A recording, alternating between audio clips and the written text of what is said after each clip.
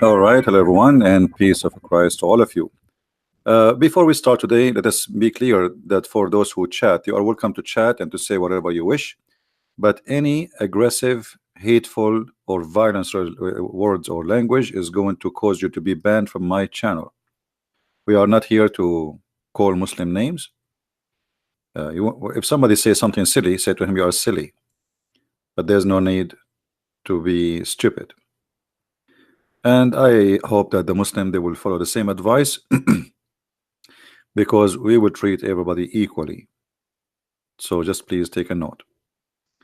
Otherwise, everybody is welcome and feel free to share your thought and your ideas. If we search in the internet, we find that there's thousands and thousands of videos about who is Allah. Who is Allah? But not a single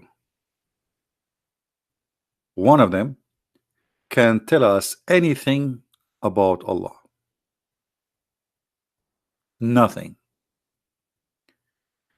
You can watch them, all of them. They will say to you, Allah is the creator. But Allah in the Quran, He says He is the best of the creators. So Allah Himself, He got you busted, saying that He is not the only creator. Secondly, Allah the creator, but there is no witnesses of any creation He did. And Allah is disabled and able. So how He can be the creator? Allah the creator, but you do not know how the baby is created correctly. He think that the woman have a sperm coming from her ribs and the man have a sperm coming from the backbone. Allah is the creator who He think that the sperm transform into a dead blood. Allah is the creator, but He think that He placed mountains in the top of the earth. Allah is the creator, but He do not remember which one He created first. In one chapter He says the mountains, the earth, the water, the grass, the trees. Other verse He says totally the opposite: the sky, the stars, etc. And then at the end the earth. So the God of Islam is a collection of guessing information. No witnesses, no proof whatsoever. And I would like to welcome any Muslim to give me a call immediately if he think he can prove to us that Allah is exist and He is real, and which will make Muhammad and Islam to be a real religion too. If there is any Muslim he feel like he can call me, please feel free. Only Muslims, no Christians. Give us your ID in Skype if you don't mind to be live in YouTube. And this is the whole point. Actually, we want people to hear your voice so you can explain to them who is this God Allah. What is this God Allah? Look, tons of videos, but none of them is really. They don't know. Actually, Muslims do not even know what the word Allah mean. You believe it? Have you ever heard of a religion? The followers of this religion, they don't know what the name of their God mean. They don't know. Thousands and thousands of videos. Or what they say to you, Allah is the creator. Nice to meet you, creator. Muhammad himself, he have no proofs, he have no witnesses. As an example, Muhammad, he claimed that he went to the seven heaven. Seven heaven, they have to be seven. There is seven heaven and seven earth. Until now we could not find neither the seven earth or the seven heaven. So Muhammad, he went to the seven heaven. How he went? Even the Quran never mentioned that. Do you believe it? I mean, this book is a very funny book. Tons of stories about Muhammad went to the heaven. An angel, he took him and he fly in the top of a donkey who have no wings. It was a sexy donkey and it was very white, because there is no one can enter heaven in Islam unless it's very white, including the donkeys.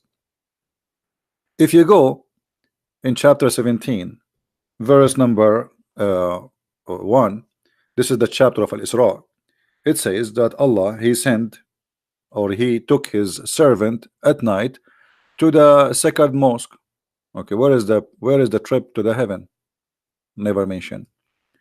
Have you ever heard of a God? He forgot to mention the most important thing. Which one is more important, to take you to a mosque or to take you to heaven? Like, do Muhammad go to the space every day? Muhammad, he went to the space, and when he came back, he did not tell us he saw the earth is like, it looked like a ball. He did not tell us he saw the earth in a certain shape. He did not tell us that he lost his weight. He did not tell us anything except he rode on a donkey, and the donkey is so huge. And then when he went to the heaven, he found in the heaven the source of the water of the Nile River and Euphrates.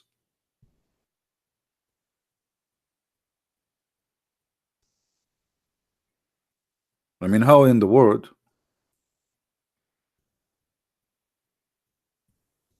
he says such a thing? All the rivers which is known in the south of Turkey, north of Syria and Iraq, and include plus the Nile River. Muhammad, he claimed that when he went to the heaven, which is in the seventh sky, he found that those rivers are coming from there. Isn't it this is enough to prove to us that Muhammad is a liar and he is not telling the truth? Imagine I say to you, okay, I am Allah, worship me. What is the proof of Christian Prince that you are Allah? Okay, I will say to you, I am the one who created the whole world. Or you say to me, I don't believe you. Prove it. I say to you, I will send you a guy, his name is Muhammad, and he will tell you that. Hey Muhammad, I will take you to heaven, and now I will show you heaven. I took Muhammad to heaven, and then he in the heaven he discovered where the Nile River is coming from.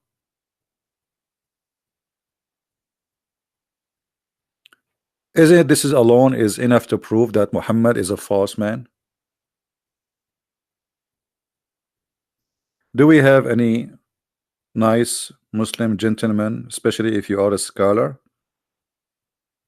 I would like to see a Muslim claim to be a scholar with the beard. I like those guys with the beards because they are the easiest to demolish. Do we have anyone? So all this noise about the amazing Allah, the amazing Prophet, the amazing etc., and then we find that the Prophet, he is nothing better than Alice in the Wonderland. Actually, I can show you the tree of the Wonderland of Alice exists in the Jannah. According to Muhammad, not to me.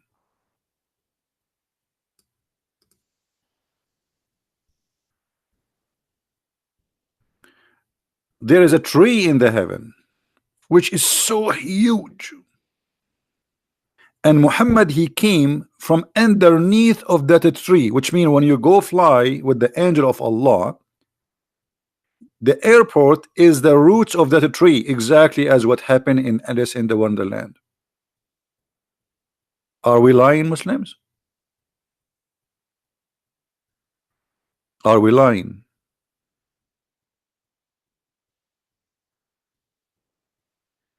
When the messenger of Allah reached Sidrat al-Muntaha, he said, terminates everything that is scanned from earth and everything that is scanned from above.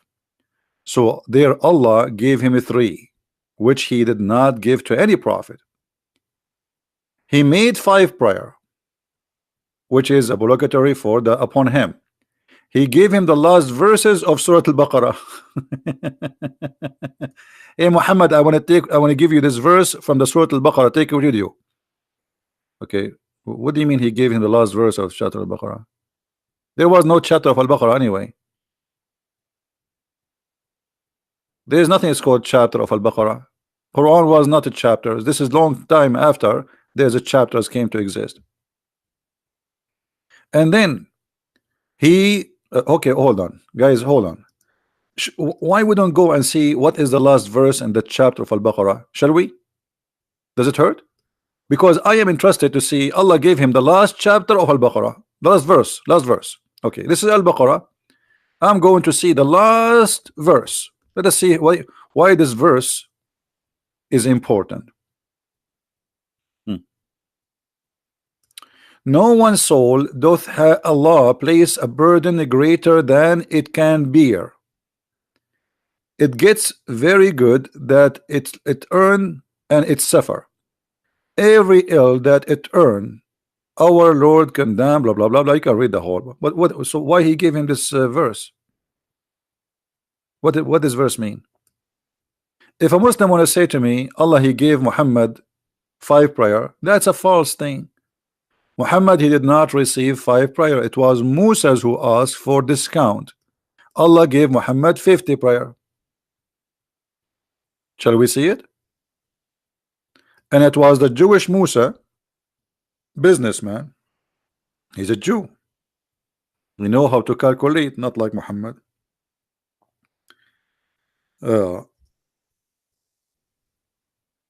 Allah gave Muhammad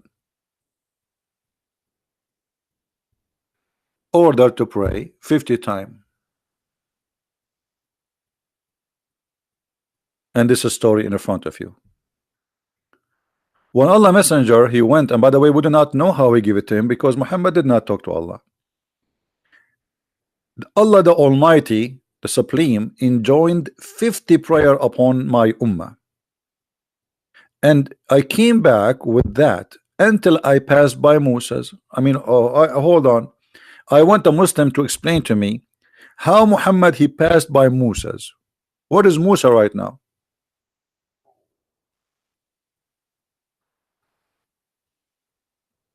Muslims, where is Musa right now? According to Muhammad, Moses is dead. Adam is dead. Actually, Muhammad, he will be the first one to be resurrected in the judgment day, which means they are not resurrected yet. The only one is alive in heaven now is Isa, which is supposedly Jesus. So Muhammad he met Moses how? Not only he met with Moses, he is talking to Moses. Was Moses a real Moses?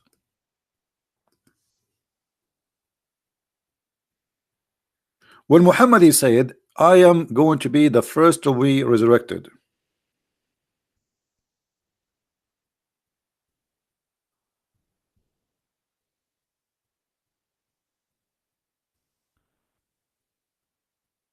let us see if we can find the hadith in English.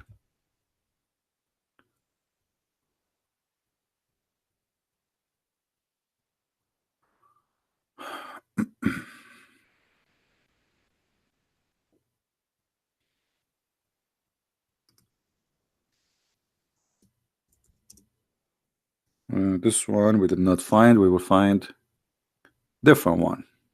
Give me a second. You know, I don't like to mention something without showing it, because you know Muslim they will say, oh, he is where how. So I don't like to say anything without showing a proof. Let us see.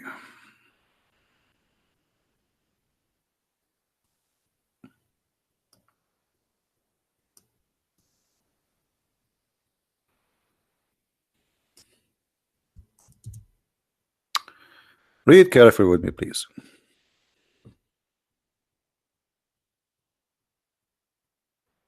Who is the first one will become unconscious or conscious? Sorry. I mean, is dead, is a conscious, is asleep. He is going to be the first. And look how silly this is statement. Anyone notice what the mistake of what the silly mistake Muhammad he just made in this story? Who wanna help me here? Let us see who of you is really reading carefully.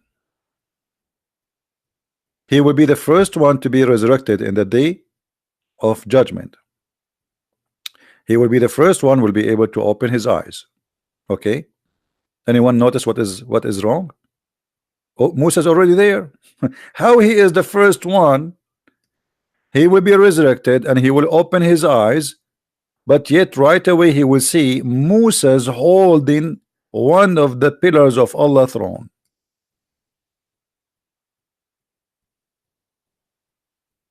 Imagine I say to you, I am the first one to be resurrected, and when I open my eyes, I see Musa's holding the pillars of Allah throne. That means Musa's is there before me. He's not the first one. That is a very silly statement, but nothing new. That's Muhammad. He always win the competition of being silly. And this is the same story. A man from the Jews, having been slapped on his face, came to the Prophet. Oh Muhammad, a man from your companion, blah blah blah blah blah blah blah blah blah. Okay, why you slap him? Blah blah blah blah blah blah blah blah blah blah. Okay, I said even above Muhammad, I become furious. I slapped in his face. Blah blah blah blah blah blah. Okay, and then look at this. Muhammad, he said, in the day of resurrection, I will be the first one to be conscious. Then I will see Moses holding the legs of the throne. Allah have a throne and the throne has legs.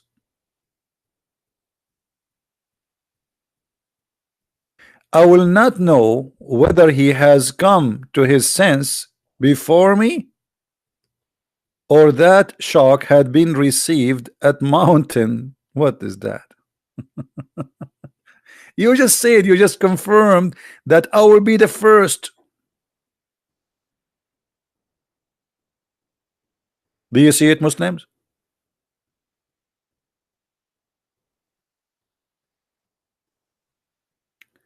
Zuha, she is a Muslim lady. She is saying the Prophet, he hates sin.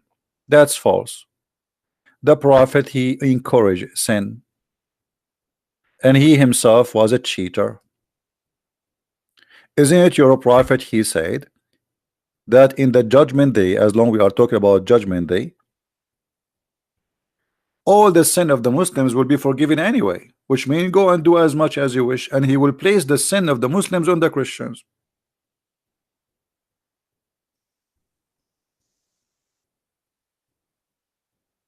Are you there, Mrs. Zuha? Are you there?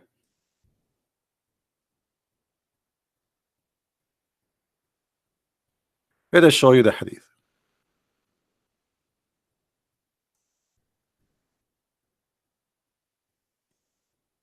A person who says such a statement, obviously he is encouraging sin, because he's saying to you, even if you have a mountain of sin, read carefully, guys. Is that me saying that? This is Sahih. They cannot say this is Sahih Muslim, Sahih Ibn Majah. All of this is Sahih Hadith. They cannot say it's fabricated.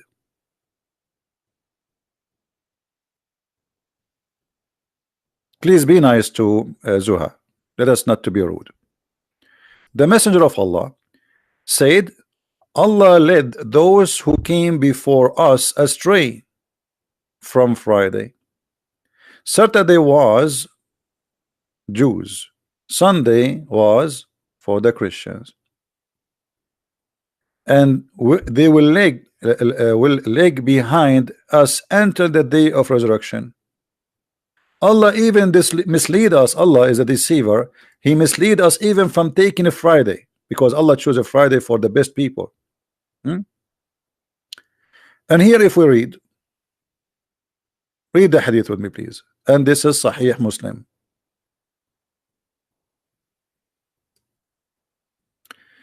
Muhammad, he said, not me. Don't blame me for what your prophet he say. There would come people among the Muslims on the day of resurrection with heavy sins as mountains, and Allah would forgive them, and he would place in their stead the Jews and the Christians.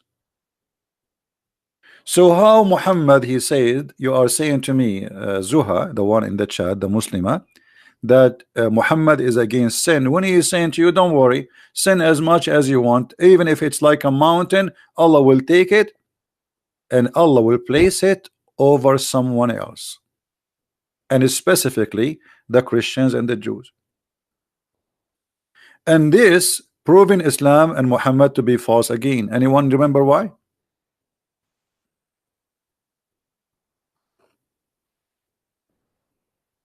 Anyone remember why? Why this statement of Muhammad again proving Muhammad to be false?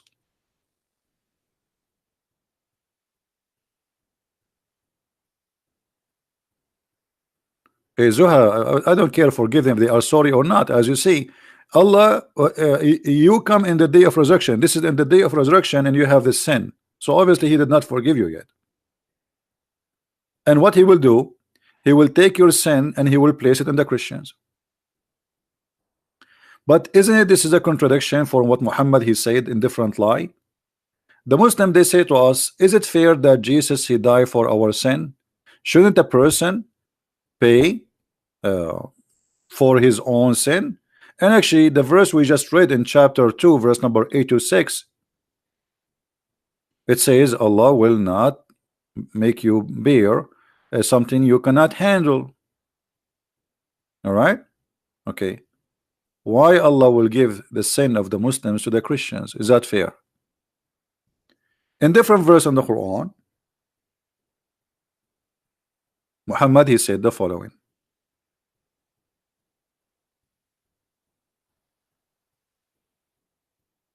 all those verses saying that nobody will pay for the sin of somebody else. All those verses. Look how many. Look how many. Let us take the last one because it's shortest, easy.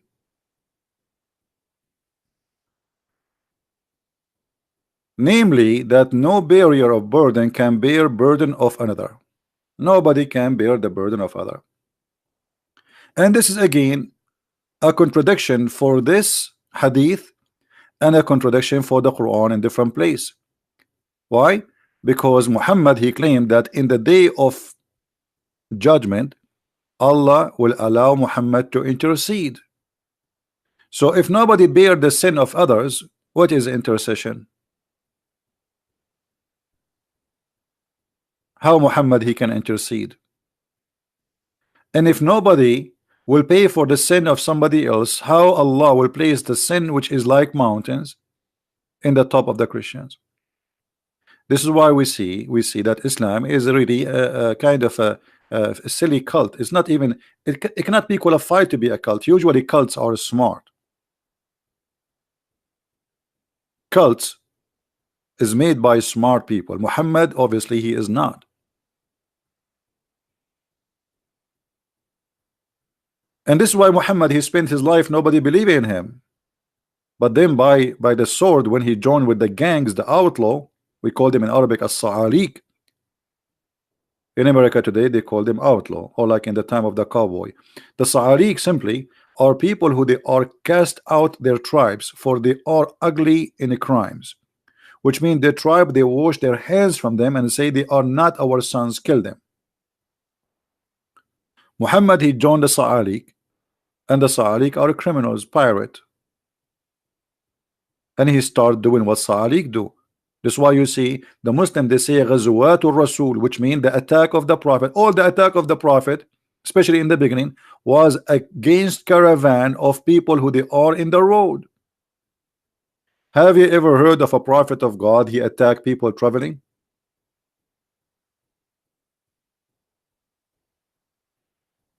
That is Muhammad.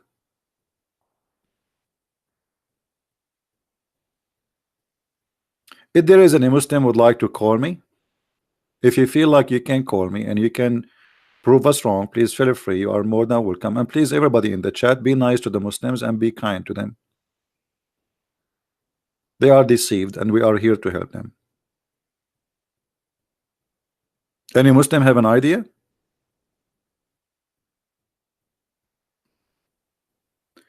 Now we go back to zero.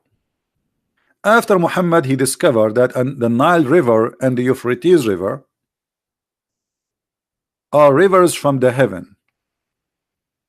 Why Muslims do not make books about this? I mean, here we go.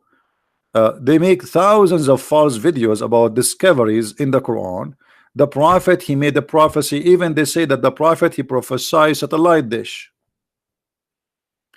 And look like Muhammad satellite dish was one of them was in Euphrates in the heaven, and the other satellite dish was in the Nile River in heaven.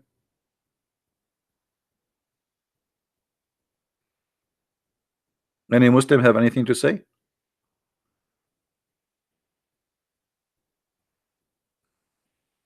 Anyone?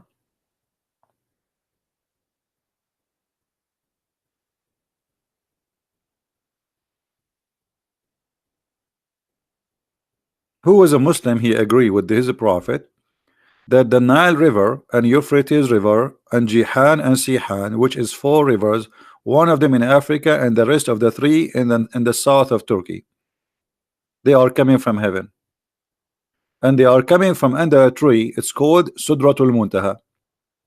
And by the way, Sudratul Muntaha, it's a very funny tree. The leaves of it is made of gold, and you can walk underneath of it for 100 years.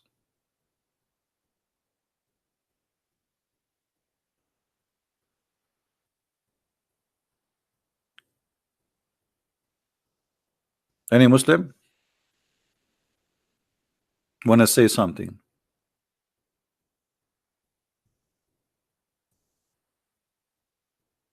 You know, I see that Muslims always proud about being Muslims, but they have no answer for anything.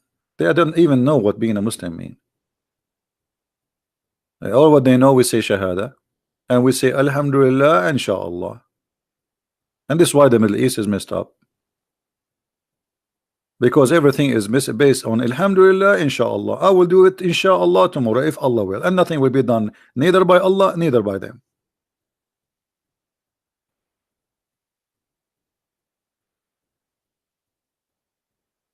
Anyone would like to say anything?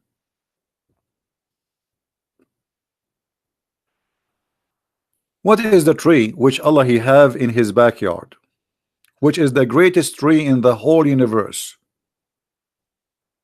Anyone knows? Who is a Muslim knows?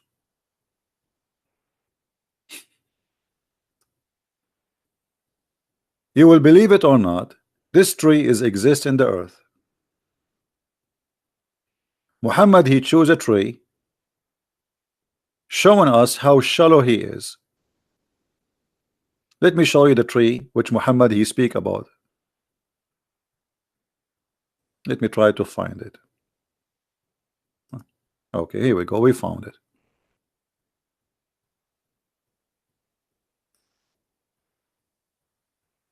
This is the tree Muhammad he spoke about. Muhammad is a desert man.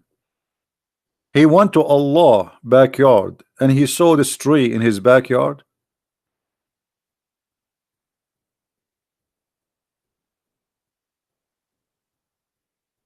Are you sure?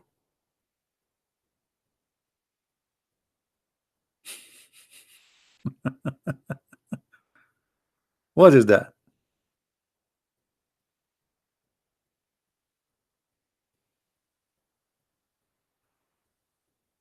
Let me be sure that this is the exact tree, because this one looked nicer from the one I know.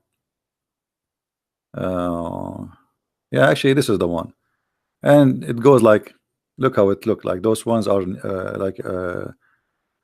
young. This one is older. This is how they look like.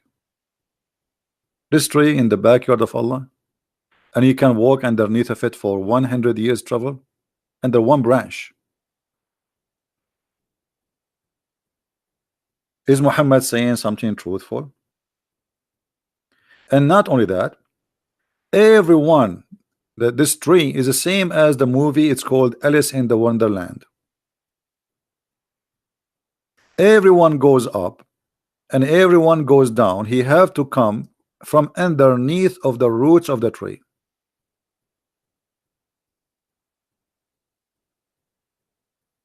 And nobody can pass that tree.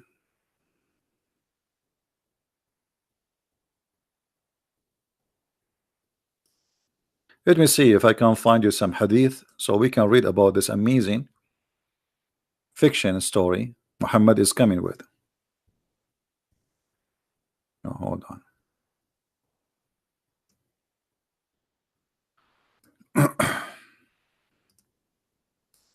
Until now, we did not receive any invitation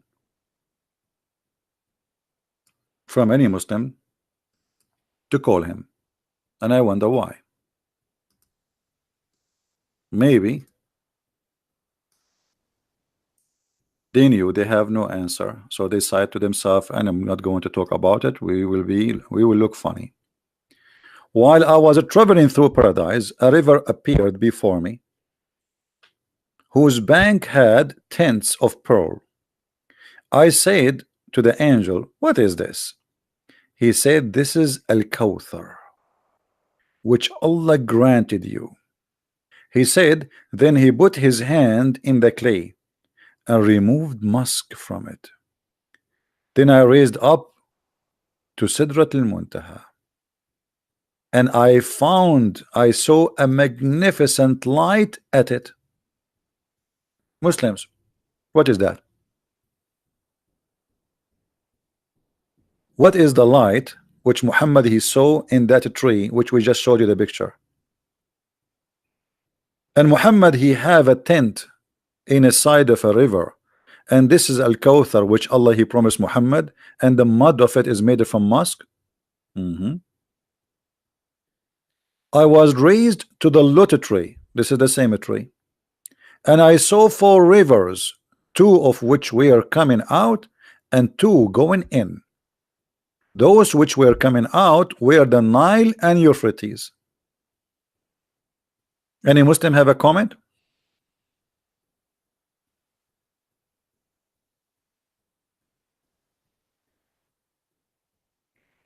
Any Muslim has a comment? Either you say that the prophet is being truthful and they are really coming from the from that tree, the rivers of Nile and the river of Euphrates, or you say obviously Muhammad is lying.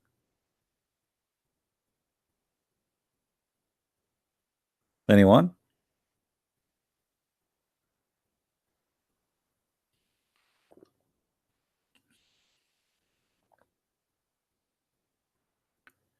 Can I call you in Skype? Hassan? Yeah, sure, Hassan. You are a Muslim, right? Yeah, you are a Muslim. I remember. Are you in Skype already, Hassan? Now? Okay. Is your account is Hassan R? It's the same, right? Okay.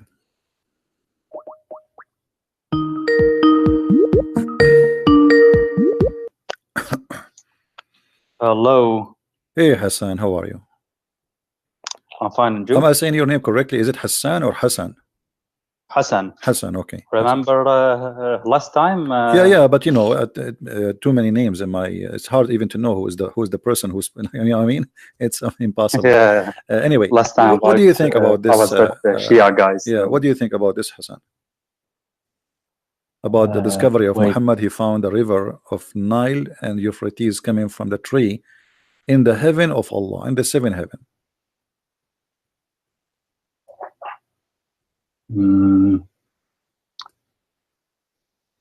I don't know actually. Where do you think the Nile River is coming from?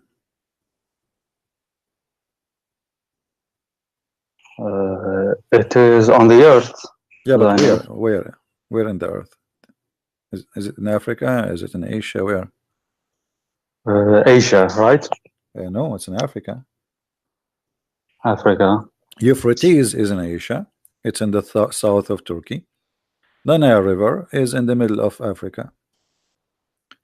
So why Muhammad is taking 2 or actually 4 famous rivers, Sihan wa Jihan wa Nilu wal Furat, 4 famous rivers, and he claimed that they are coming from the heaven of Allah, and the heaven of Allah is in the sky.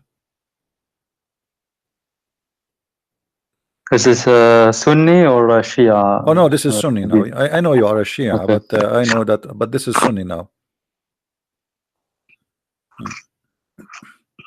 I have no idea actually. Like, All right. What you wanted to call me? You want to say something beside our topic? I wanted to talk about you about some topics. I don't want to change the topic, but if you No, we will allow not me, change the I don't topic. know. We will not change the topic, but you can talk. You can answer me as a Shia, not as a Sunni. Forget about being a Sunni. What make you think that Muhammad is a prophet as a Shia? Well, they say like he was a really decent man, and He was a أهل البيت. decent man. Muhammad was a decent man. Is it true that he was accused of stealing underwear? I saw that, but I have Okay. I have no idea what Anyone the Shia tafsir say. So any one of your friends ever accused me that you stole an underwear before? no. It's funny, right? I'm not being rude to you, but I'm just having a conversation to show you how bad this is. So when the followers of a prophet of God, they accuse their prophet that he stole a piece of a clothing, and this piece of a clothing itself, they stole it from a Jew or from someone else. What kind of gang they are? What kind of people they are? Let us say you are a good person and you have good friends, and now you stole some fabric from somebody, and now you are fighting who took the underwear, and they are accusing that the prophet is the one who took it. And how the prophet he answer? Do you see the verse in the screen? Yes. Okay, what do you think about this verse? No prophet could be false to his task if any person has. Can I see the tafsir Yeah, you can see about the this tafsir, from no Shia? problem. But you see here the problem, the translation is false. It says no prophet can be false. It doesn't say false, it says Yaghul, which means he is a thief. No prophet is a thief. This is Yusuf I translation. Do you know any English translation for Shia so we can show it to you? If there's any famous Shia translation, you know? No, I don't know. I think translation is not the best option You actually. see, they are saying Like, false. I don't know what the word false have to do with the word Yaghul. If we go to the Shia, I forgot you speak Arabic?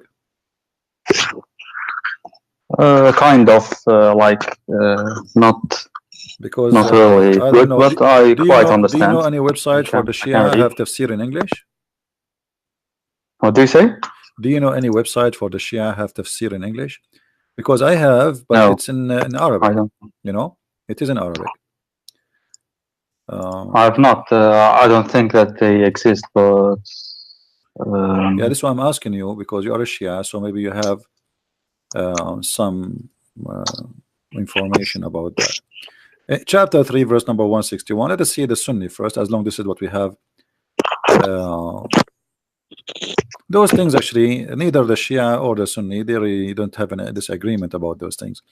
Let us see what is the reason or what is behind of this story. I'm looking now for Shia tafsir at the same Okay, time. read carefully with me. Wait. This is Tafsir al-Jalalain. When some red velvet cloth went missing in the day of Badr, it's a theft. Some of the people, which mean the Muslims, began to say, perhaps the Prophet took it. In the following, the verse was revealed. It's not for the Prophet to be a fraud, Yaghul, a thief. You see in the translation how they fool us? They say it's not for a prophet to be false. But this is not about false, this is about being a thief. It says it's not for a prophet to be a thief. And then, okay, how Muhammad he proved that he is not the one he stole it? By giving a verse saying Allah said it's not me who stole it. Shouldn't Allah tell us who is the one who took it? What do you think, Hassan? If Allah is God, If Allah is God, shouldn't he knew who is the one who stole the underwear? Yes. Okay, so what the point of saying Muhammad is not the one who took it, but yet he will not tell us who is the one who took it?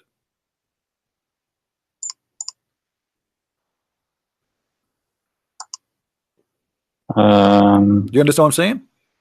If I am God, Yes, if I am God and my prophet was accused of being a thief, shouldn't I say to them, okay, it's not Muhammad, go to the house of this guy, I know everything, open his closet, or maybe take off his panty, you will see it. So all what Muhammad he did, he gave them a verse claiming that Allah said it is not him who took it. Why Allah did not tell us who is the one who took it?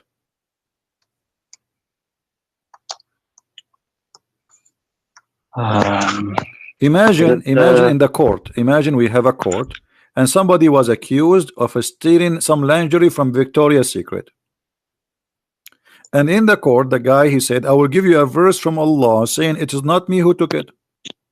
The judge he will let him go. Then it's very Islamic.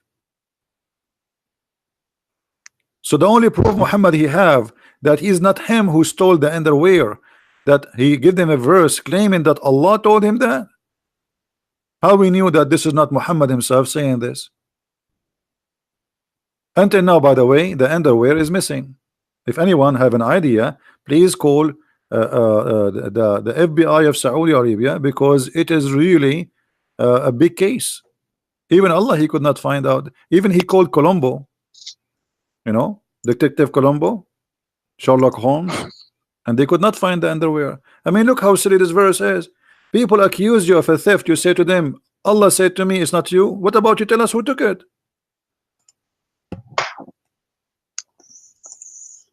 Okay, this is Tafsir al-Jalalain. It doesn't matter. Shia is not better, my friend. Shia is not better. If Shia is better, I can switch the Shia, go to Arabic, because I don't have it here in English. And can we go? Yeah, we can go to the Shia. No problem. No problem. You go. Like, Let's go to use the this Shia. one. Tafsir al-Burhan. Yeah. Okay. You can go to the Shia. Hold on. We can go here. They have. Let me show you what they have in the screen. They have Tafsir al-Quran al-Tabrasi, Ali ibn Ibrahim al-Qummi, al-Tusi al-Tabata'i, al-Kashani, al-Janbadi, al-Shirazi, al-Bahrani. Al-Burhan. Okay. Tafsir al-Burhan. All right, let's go to the Al-Burhan. Okay. I'm just curious. All right.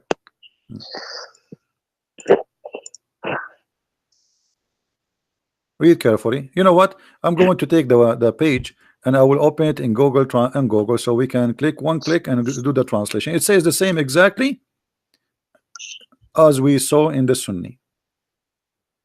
Look like the Shia and the Sunni, they agree about this one. All right, we are translating now. Here we go. This is Tafsir al-Burhan. You see the screen, Hassan? Yes, right. I'm looking at the screen. All right, it says in the top, Hisham al-Burhani. This is Tafsir al-Google, so you know, take that into consideration. It's not very accurate, but it's saying the same. That it says that they attribute to the Prophet that he took a piece of a clothing, which is a red velvet underwear. Do you see it? Wait, I think the screen is not on time. Wait. Refresh the page, maybe. If you refresh it will work.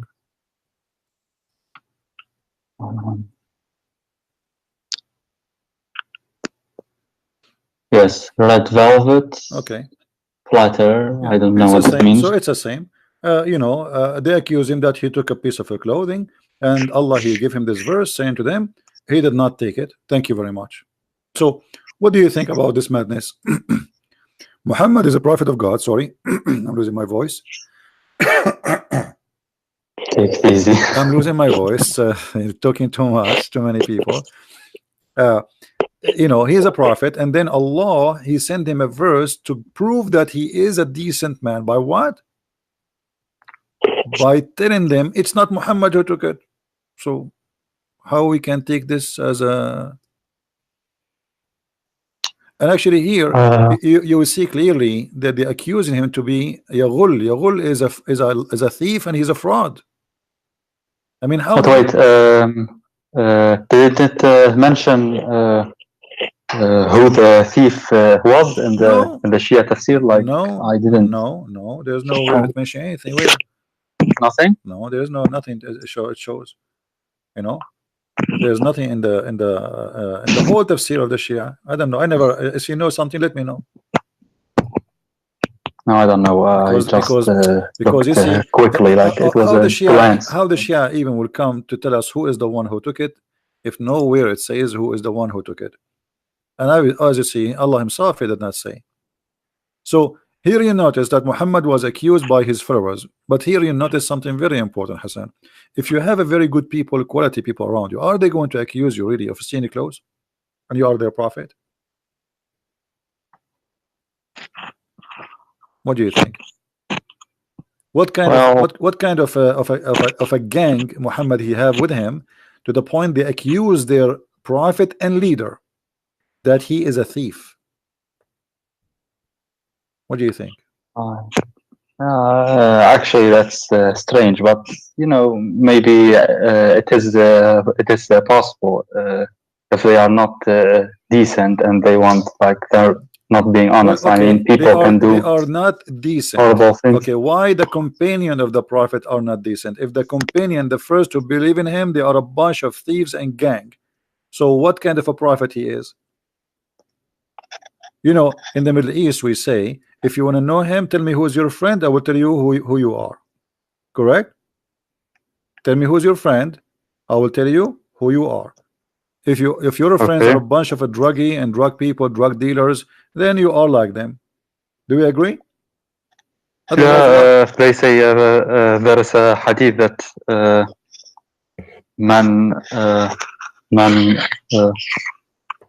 من عاشر قوما 40 يوم. He's from them. You're right. فأصبح منهم. As I can remember, like something like that. Yeah, like he became one of them. If he, for 40 days. Yeah, he became like he became one of them. Okay, so Muhammad is working with people who they are gang, obviously, and they themselves accusing him to be a fraud. So what was the relationship between Muhammad and his companion then? Business, as you see. الصحابة, yeah, in Shia Islam, they are very, very hated. Omar and for example, but regardless of the names, regardless of the names, obviously they are. If they are bad, that means Muhammad is bad. I mean, why I want to walk with you? Why want to go together, drink coffee together, go and fight together, believe in the same God together, we pray together, yet you are bad and I'm good? Doesn't make sense. Yeah, okay, but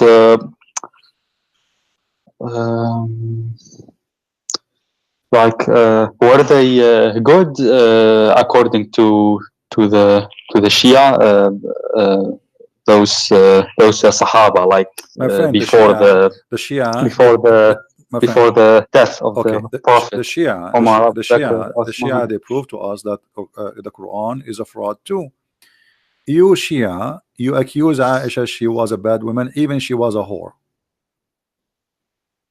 Is that correct? Oh, yeah, I don't know, but Sahibatul Jirar, you can go. She's very much hated. No. You can go right now and search in YouTube. You will see your scholars, they are talking about the hadith about Aisha. They call it Sahibatul Jirar al-Khudr. I'm just copying how the Shia they talk. يقول الحديث أن عائشة قد زينا جارية وطافت بها لكي تصطاد شبابا من قريش. This is how the Shia they speak about Aisha. Do you agree? Are you laughing? Aisha, guys, she decorated a slave girl so she can hunt young men from Quraysh. She want to sleep with them. This is what the Shia says. And by the way, this hadith is a Sunni hadith too. So you agree, and you said that the Shia says that Aisha, the wife of Muhammad, is a bad woman, right? Yes. Okay. But isn't it the Quran says the bad women, Allah will make them marry bad men? Yes, last time you showed me that. So, yeah. So Okay, that means I remember that. that means Muhammad is a bad man. If Allah will make bad men marry bad women, good women marry good men, and Aisha and Hafsa and many of his wives, they are nothing but bad women. So how this verse will work? Let me see again. Okay. And again, by the way, the translation here is very false. Like here, translation says bad women deserve bad men, and bad men are for bad women. The fact doesn't say that. It says الخبيثات للخبيثين والطيبات للطيبين. So Allah made a destiny that for the good women, good man, and for the good man, good women, and for the bad man, bad women, and for the bad women, bad man. It's a destiny. So how Muhammad he did marry a bad woman? She was maybe good back then. I don't know. Maybe. Yeah. Well, if there's nothing is called was and became something else, Allah he knew the future. But in Shia Islam, we believe that there's something called Qanun al-Bada, that the future can be changed. Like it is not written like the Sunni. No. You have you heard about that? Yeah. Al-Bada, something. Yeah. Something like that. Al-Qadar. The name of Al-Qadar alone is enough to prove that you cannot change it. The Qadar will change by Allah, not by you, which means you do something and Allah wants something, and what Allah wants is going to happen, not what you want. Okay, but yeah, I don't know. Yeah, Qanun al-Bada. You know that, right? Yeah, but still, this is still. What is that then? What? Qanun al-Bada. I think. You mean al-Bada or al-Bala? What? Sorry.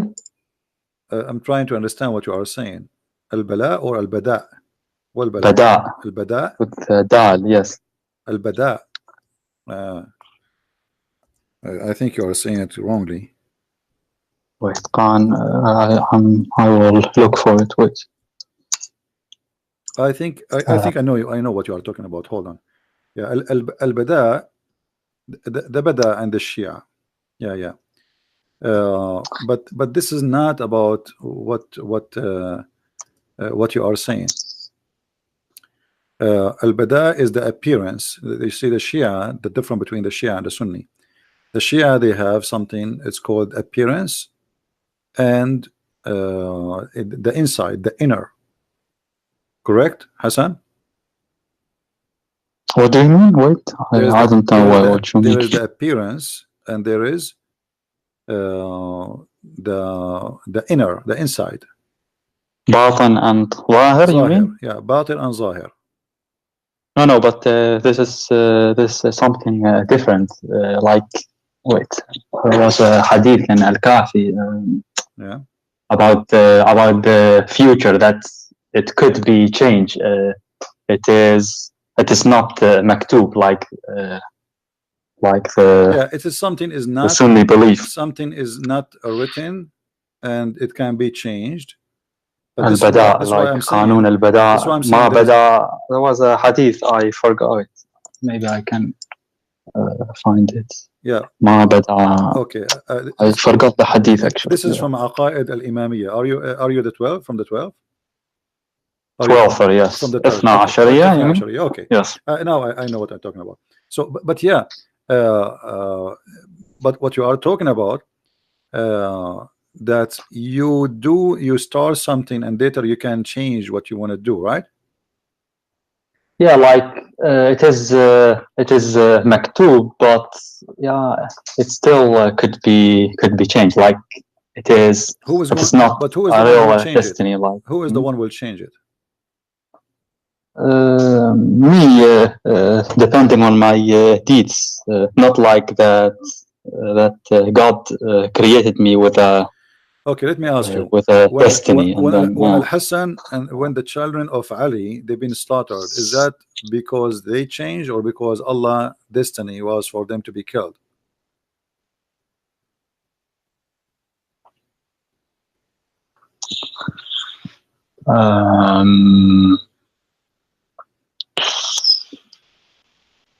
Well, God knew it because the angels, I can't remember that they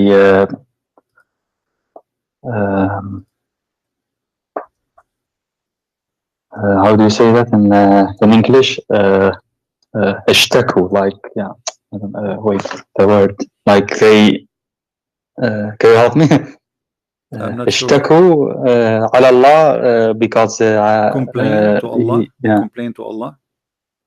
They What, sorry? they've been they rebel against Allah. Yes. Okay. Because God will create Adam, and then from Adam will bad people come and they will kill Al-Hussein.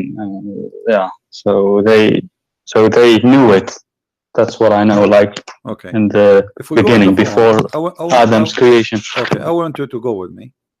They rebelled. So right. yeah, based on that, I'm now thinking. No. I want to show you something how silly the Quran is. Chapter 6, verse 148. Check chapter 6, verse number 148. Allah saying, the idolaters, those who worship idols, they say, if Allah, not if God. I mean, this translation is stupid. Let me try and change it. I don't know why he used the word God instead of Allah. Because Allah isn't it the same? No. Allah is a name. You cannot say you place it with the word God in translation. So those who take partner with Allah will say if Allah had wished, because if you say if God, we do not know what God is talking about, right? And this is not what the Quran is saying. The Quran is saying Law Sha Allah. So they name the God, correct? You know what I mean? Law Sha Allah. Yeah. If he wants. As long it says Law Sha Allah, we cannot replace the word Sha Allah with if God want. You have to give the name because they named him here. It's Allah. It's not the word God. So look, the Quran is saying, as you just said, that you can change, right? You can change, but here Allah is refuting them, and He agree with you somehow. Look what He says: those who give partner with Allah, they will say, if Allah had wished, we should not have given partners to Him, nor would our fathers. So they are saying, well, this is our destiny, correct? If Allah willed. Do you agree? They are saying, not Allah. Allah is saying to them, no, this is your destiny. This is you choose that. Here He says, they are saying, if Allah willed, we will not take partners, which means we are doing this because this is Allah will, obviously. Because if Allah willed, we will not take any partner with Him. And He said, so did their ancestor argue falsely. Do you see it? Are you with me? Do you understand, Hassan? So their argument,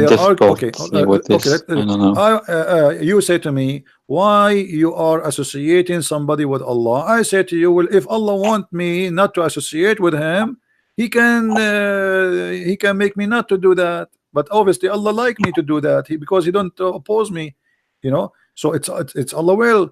So Allah here He says, so they did their ancestors, they have the same lie and they argue falsely. So Allah disagree with the statement that if Allah want, if Allah will, then we will not worship another one beside Him. So obviously this is Allah will, therefore we will do it. But look how silly the Quran. If we go to a verse, another verse, you will see the following.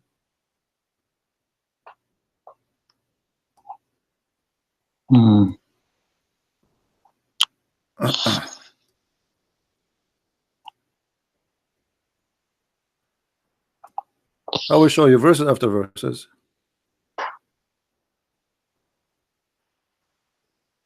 Okay, hold on. I need to change the translator. Anyway, all those verses, it says clearly that if Allah will, we will not worship someone beside Allah. So they say like God wrote this destiny for us. They are saying that. They are saying that, but Allah, He don't agree with them. Allah saying to them, well, this is your false argument. This is your false argument. But then if we go to different verses in the Quran, we will find Allah saying that this is His will. You see, I'm not using hadith, because if I use hadith, you might say to me, you know, like I'm Shia, I don't agree with the hadith of the Sunni. I want Shia hadith. Yeah, no, I'm not going to show you Shia. I'm not going to show you hadith. I'm going to show you Quran, which is more better. Chapter 6, verse number 149. It says, Allah says,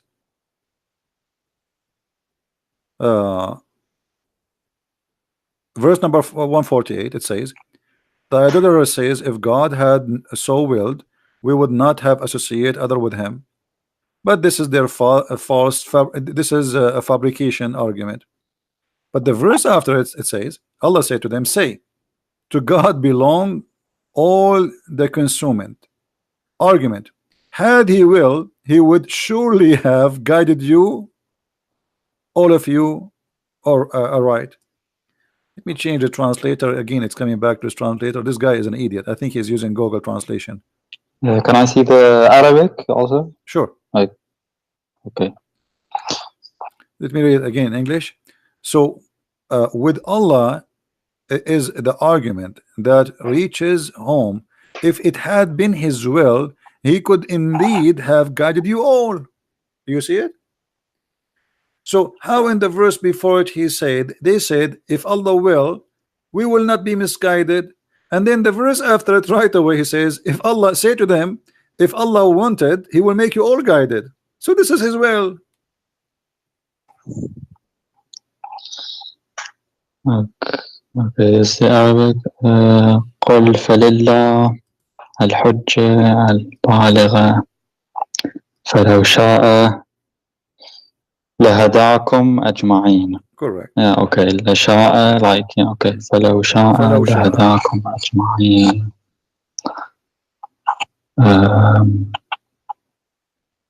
Can I see the tafsir of this ayah?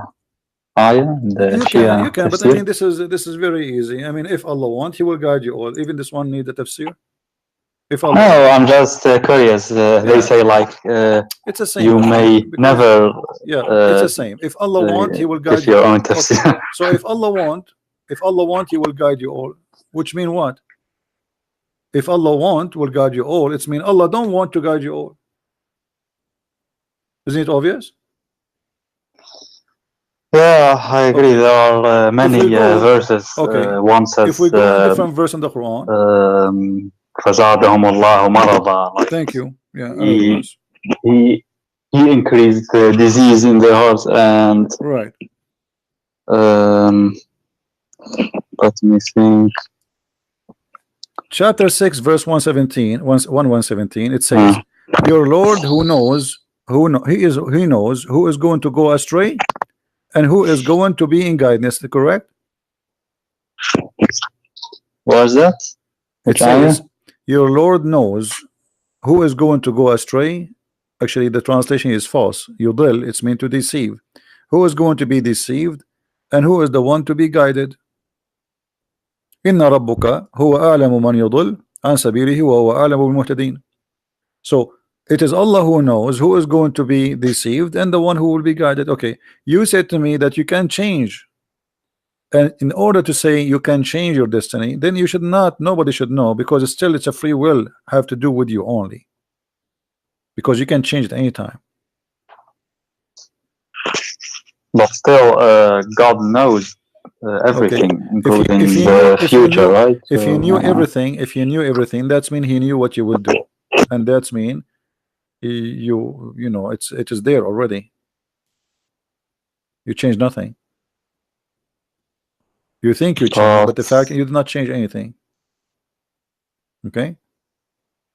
You change nothing. God knows everything, so yeah. No, okay, hold on. Chapter 13, verse number 27. It says, وَيَقُولُ الَّذِينَ كَفَرُوا لَوْلَا أَنزَلَ اللَّهُ عَلَيْهِ آيَةٌ مِّن رَبِّهِ قُلْ إِنَّ اللَّهَ يُضِلُّ مَنْ يَشَاءُ وَيَهْدِي إِلَيْهِ مَنْ أَنَابَ. Look at this joke. The unbeliever says, why not, why is not a sign sent down from his Lord? I mean, this is a very normal question, right? You claim to be a prophet, and we have the right to ask you, if you are a prophet, how come you don't have any miracles? Allah he answer, and look how funny the answer says, Allah he deceive whoever he want, and he guide whoever he want. What kind of God he is? The Muslim, they falsely translate the word deceive by saying he leave to astray whom he will. How he can leave him astray? The word in Arabic yudil. Yudil mean you deceive. So Allah will lead you astray by deceiving you, and he will do that whoever he will, and he will guide whoever he will. Okay, so you are saying to me I can change, but Allah is the one who deceive who he want, and he guide who he want. So in order to be changed, to go to heaven or to go to earth, do you have the freedom based on this verse, Hassan? Because the change you will do either will take you to heaven. Let me think.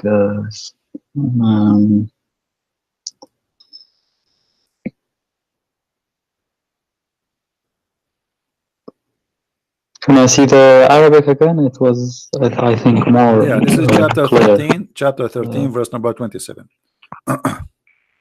Let me read it for you for fast reading. ويقول الذين كفروا لولا أنزل الله عليه من آية من ربه قل إن الله يضل من يشاء ويهدي إليه من أناب. Okay. Yes. That's madness.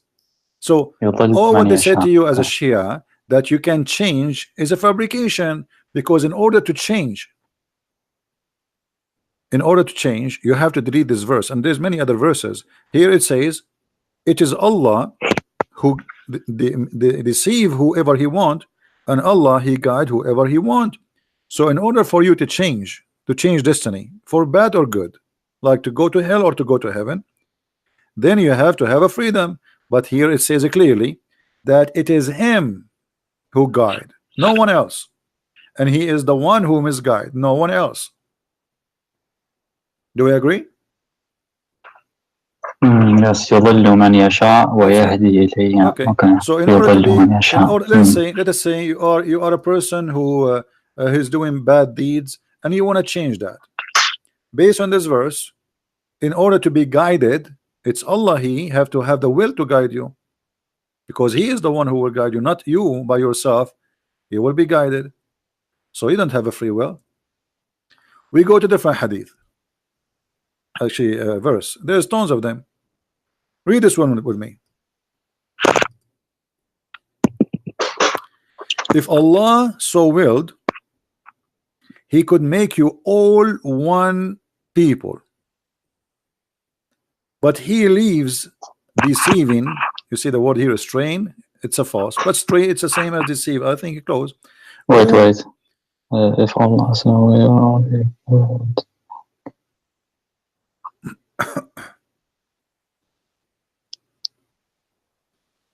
Straying, yeah, يضل straying. So what do you see here? If Allah want, he will make us, all of us Muslims, correct? Or all of us Christians, all of us Hindus, or all of us kuffar. But Allah, he don't want us to be all of us one. It is the will of Allah. He is the one who decide who is going to be believer and who is the one to be not believer. So what's the point of this religion? Why I will go to hell if he is the one who decides I will not believe?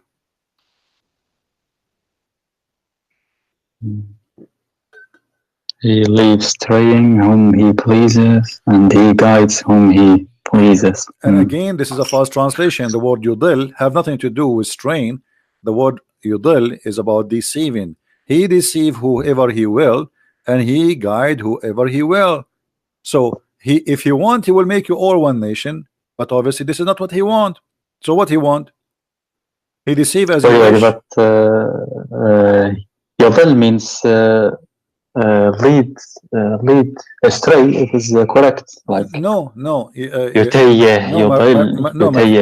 my friend. Yudil, it can be used in many ways. And let us give an example. يضل الطريق. He lost his way, correct? Okay. You mean? If somebody he lost his way, we can use ضل طريقه. He lost his way, which means direction. He got wrong direction, correct? But if somebody doing that to you, here is deceiving because he is causing you to take wrong direction. Do we agree?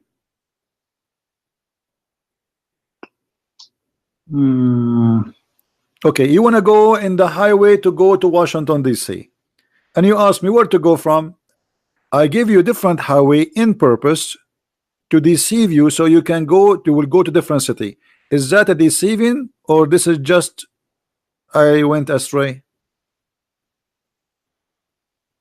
You can say it is deceiving. Okay, it is deceiving. Yeah, it is. So I am leading you astray. Yeah, both are them. Yeah, but no, he leaves you astray, which means maybe you yourself, you didn't, like, okay, he did not reach out to you to guide you. No, this is not the case. It says in Arabic, yudil. It's an act he did to make you astray, not something happened, you are astray and he let you there. It's like I'm walking in the beach, I saw somebody is drowning and I did not give him arms, so he died. This is not what it says. He lead you to your death by deceiving you. All right, so Allah here showing us again how stupid this religion is, because if Allah, he is the one who guide who he want, misguide who he wants, so why I will go to hell or I will go to heaven? What I did? Nothing. Chapter 16 verse number 37. Read this one. This one is even more horrible. I will show it to you in Arabic first and we'll show it to people in English. إن تحرض على هداهم فإن الله لا يهدي من يضل وما لهم من ناصرين. What the heck? If you try, I don't see this. Wait. Okay.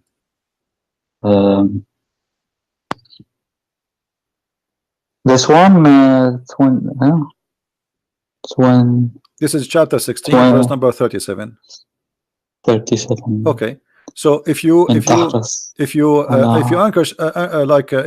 you try your best to guide them, don't waste your time. Allah will guide not the one who he deceived, and those who he deceived, nobody can help them. And this is the Muslim translation. Do you see it? So how that can be possible? Don't try to guide them, because Allah misguide them, and those who Allah misguide them, nobody can guide them. As simple as that. We can change the translation, so we can love better.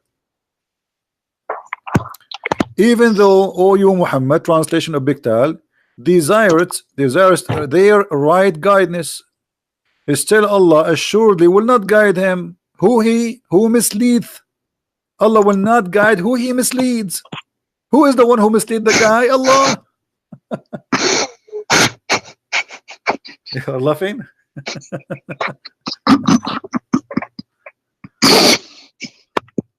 So what's happening now? So I don't know, man. So what kind of religion this religion is? What do they say then? That I don't know. They say in Shia that I thought that was indeed stupid to think that it is literally written. So they told me in Shia that's not the case. So Yeah, well, this is the Quran. I mean, they can't Okay, even. this They is can't even. Quran. Yeah, I agree. Yeah, This they is can't Quran. So I'm play thinking like, games with it, you know, obviously, but they are playing games. They are, you know, and most of people they don't need, they don't study carefully, all right, and you know, a book full of contradiction. All of it is in contradiction, and the same can be found all over, like chapter 35, verse number 8. It's Allah who guide he who he will, and He misguide who He will, deceive who He will. which one again? This 35. This is why my book is called Deception of Allah. Go get my book. 123. Which one? 35, verse number 8. 35. For Allah, He deceive, not astray, whom He wills, and He guide whom He wills. That's it. It's His will to be deceived or to be guided. Okay. And the Quran is full of this. All the Quran is like that. What kind of book this book is? And imagine in the Quran, in chapter 2, verse number 26, Allah will give you a parable, and then this parable will guide many and will misguide many. What is that? How stupid that is. I will tell you a story, and this story will misguide many and will guide many. Do you see it?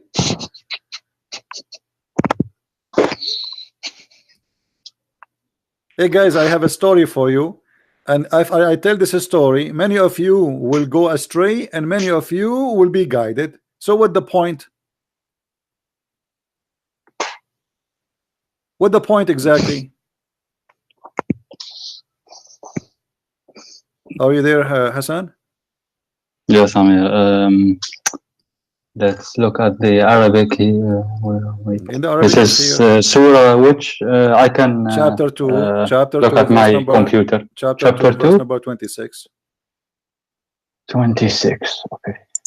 Let's have a look. إن الله لا يستحي أن يضرب مثل ما بعوضها فما فوقها فأما الذين آمنوا فيعلمون أنه الحق من ربهم أما الذين كفروا فيقولون ماذا أراد الله بهذا المضر يضل به كثير ويهدي به كثيرا وما يضل به إلا الفاسقين. But the verse before it says that the one who Allah misguided is misguided by Allah, and now he's saying the one is misguided is the bad one. Oh boy. You know, who is the one who follows Shaitan? Hassan. What? Who is the one who follows Shaitan? Someone? Who is the one who follows Shaitan? According to Islam, anyone that is bad. Like, okay. Chapter 7, verse 175. Evil. Yeah, evil, bad people, they follow Shaitan only. Chapter 7, 175 says the same. Chapter 15, 42. Chapter 26. Even chapter 26, verse 24, it says that the poetry men, the one who follow them is only the criminals. If you are a poet man and people like you, those who like you, they are a criminal. All right. But now, as you see, the poet people is those who do evil, they follow them. All right. The one who is bad, who follow them. But look, in the Quran says, chapter 15, verse number 42, that from my servant no authority shall thou have except such as put themselves in the wrong and follow thee. Actually, the translation is bad. As such as the criminals, al-ghaween. So Allah saying to the Shaitan, no one from my followers can follow you except the criminals. So how none of my followers can follow you? Yeah, except the bad ones. Only bad ones will follow Shaitan. Shaitan have no authority over the good ones. Correct? So how Shia and Sunni, they say Shaitan deceived me.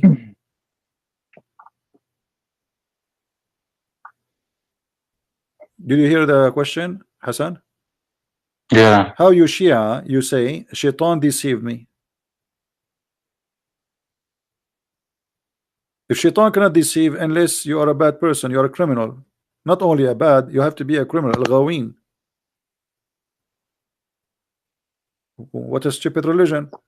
So you say to them, Shaitan have no authority except over the criminals. Okay, so how Shaitan he was able to convince Adam to commit sin? Adam was a criminal. They say in Shia Islam that Adam like Iblis swear by Allah. So doesn't matter. Doesn't matter. Adam thought that my friend, whatever Shaitan he did, whatever no one would. No, Hassan. Whatever would Shaitan swear by Allah and lie. But yeah, whatever the stories they told you about Shaitan he did, as long the Quran, and this is before he even kicked him out from heaven. He says, Allah, that you have no authority over my servant except the one who follow thee. In order to practice this, that means Adam he follow thee. No matter how he convince him, he swear, he play jumbo mambo, that will not change he follow the advice of Shaitan. That means Adam himself was a criminal.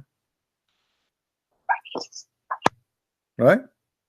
What about Muhammad? Yeah, okay. What I find it so strange, like he's a prophet. Okay. What about Muhammad?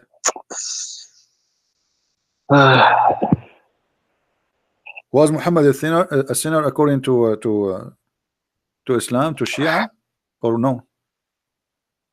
To Shia, no, absolutely not.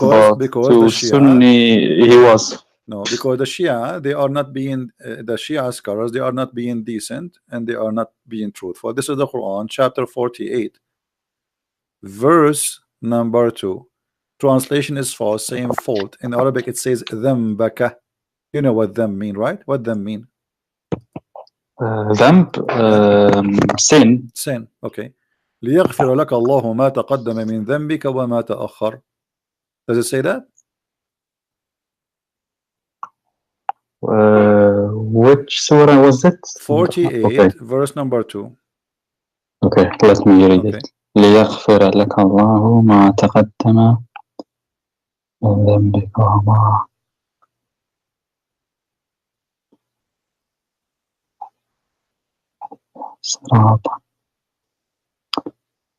Yes, okay. So to who is he? This is to Muhammad. This is to Muhammad. This is speaking to Muhammad.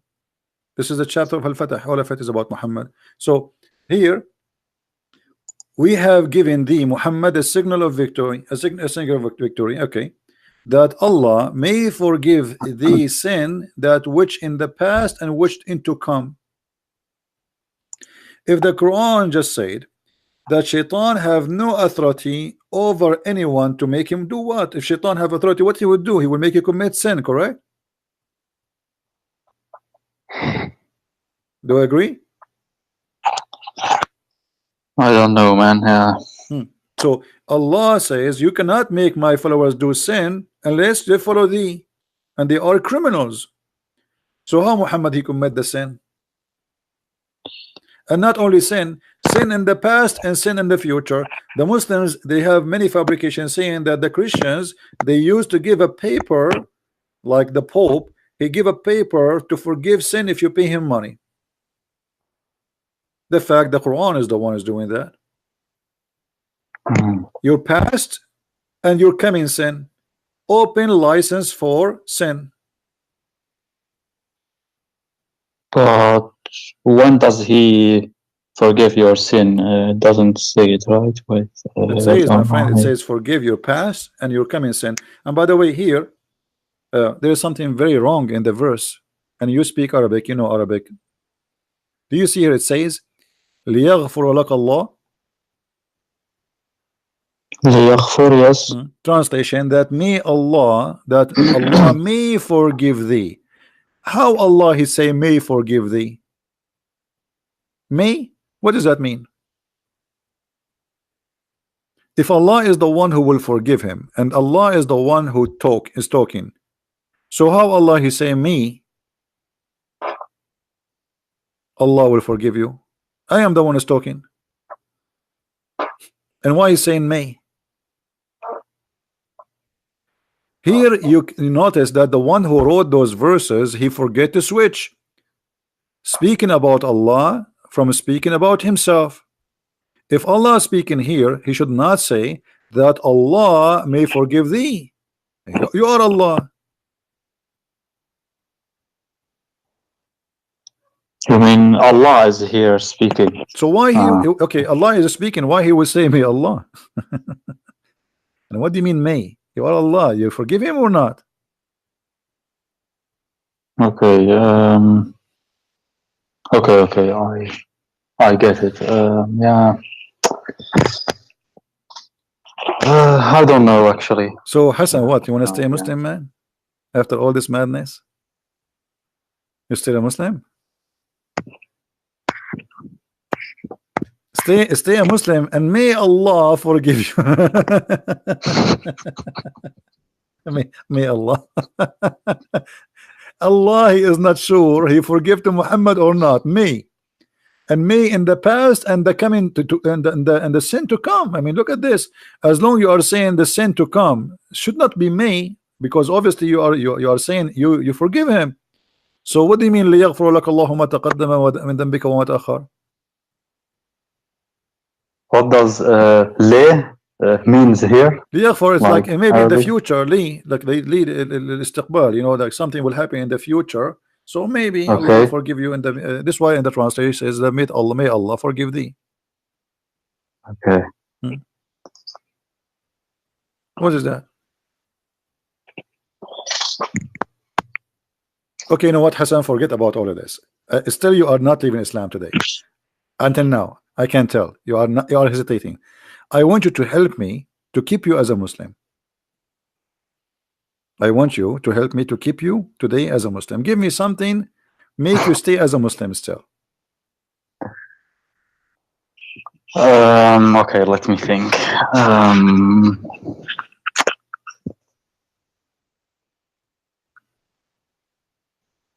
I don't know. They say like, they have many hadith about wisdoms and like That's all fabrication with stories. speech. After what, you know, all those stories written long after Muhammad. And حكايات, for example, قال this is a قال story. Yeah. قال علي, for example, هناك نعمتان مجهولتان الصحة والأمان, for example. So yeah, I don't know. And they say there's a book called نهج البلاغة All right. of Ali. He has a sermon without dots. Okay. But I don't think that's really. I don't know, man. But they say like Ali was the most rightful person. But yeah. All right. Well, let us see some of the wisdom of the people of Ahlul Bayt. All right. Okay. That's what they say. What about watermelon? Watermelon? Yeah. What do you mean? Is watermelon a Shia or Sunni? What? Yeah. What? Why you are laughing?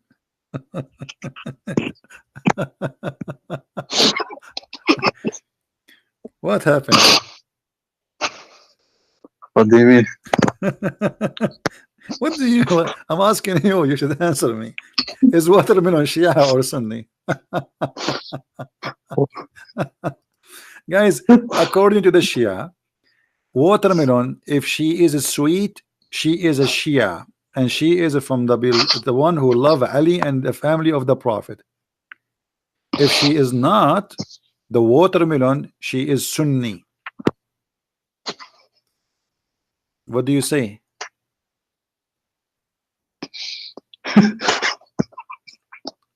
Okay, let us read.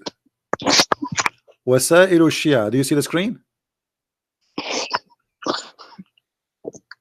You see the screen? Hassan? Wait. Really? Like, are you joking or what? No, I'm not joking. I will show you many examples. الحر العاملي, variant number 25, page number 178. It says عن جده عن أمير المؤمنين عليه السلام أخذ بطيخة ليأكلها فوجدها مرة فرمى بها وقال بعدا وسحقة إلى أن قال فقيل له يا أمير المؤمنين ما هذه البطيخة؟ قال رسول الله صلى الله عليه وسلم إن الله أخذ عقد مودتنا على كل حيوان ونبت فما قبل الميثاق كان عذبا طيبا وما لم يقبل الميثاق كان ملحا زعقا. So let us translate. Ali, he took a بطيخة, a watermelon, and he wanted to eat it. Actually, let us click at Google Translation. And then when he started eating it, he found that it is sour. The taste is so bad. So he threw it away and he cursed it. And they said to him, the leader of the believers, Amir al-Mu'mineen, what's wrong? What's up with this watermelon? You know? He said that the Prophet of Allah, he said that Allah, he took a contract of our faith, which means Shia faith, on every animal grow up before the whatever, and every planet. Actually, here that translation is wrong. And every planet, animal and planet.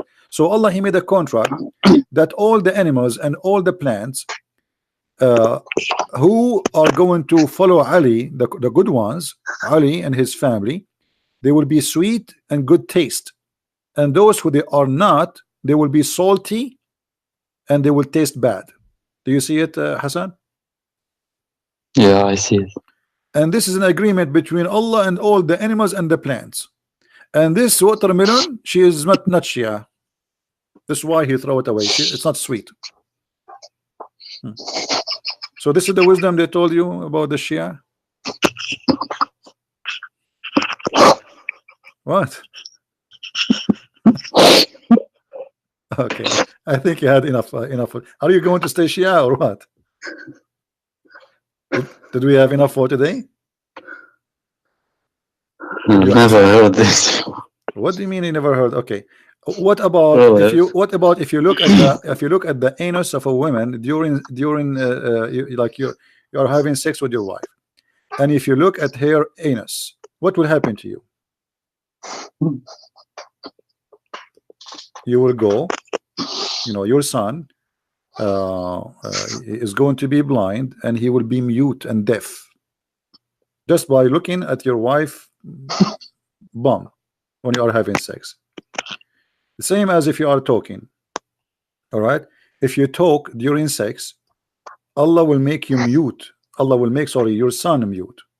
And this is explained why some kids are mute, because simply you were talking during the time you are having sex. Let us read together. Al-Book Al-Kafi, and this is your best book. You told me before this is the best book you like, right? Al-Kafi. Al-Kafi, yes. Volume number 5, page number 498. All right, it says, let us go down. All right, what is the most time is hated to have sex in, even if it is lawful, which means with your wife? He says between the sunrise and the sun raised, which means like the sun is rising and the sun already is in the sky. That time is forbidden. It's haram. And between the sunset until the last light of the sun is gone, it's haram. It's bad. And in the day where the sun have an eclipse and the moon have an eclipse, and in the night where there is like a cold air, sorry, dark wind, like I think this is from the sandstorm, and red wind and yellow wind, which is presenting a dusty storm, cold, hot. In those days you should not have sex. And then he says All right, let us see.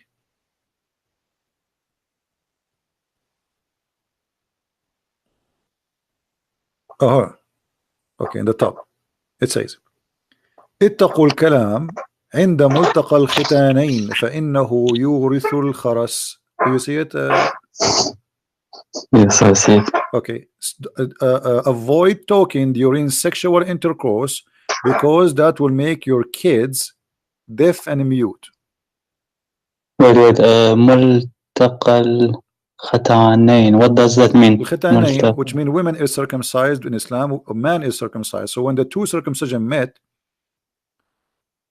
you don't talk. ملتقى. Okay. Yes, ملتقى is meeting. Okay. Yeah. But if you talk, you inherit your child to be mute. So the reason for this is the wisdom of the Ahlul Bayt. Are you kidding me? I mean, this is a lot of wisdom. So this is what we keeping you as a Muslim, the wisdom of Ahlul Bayt. Are you sure?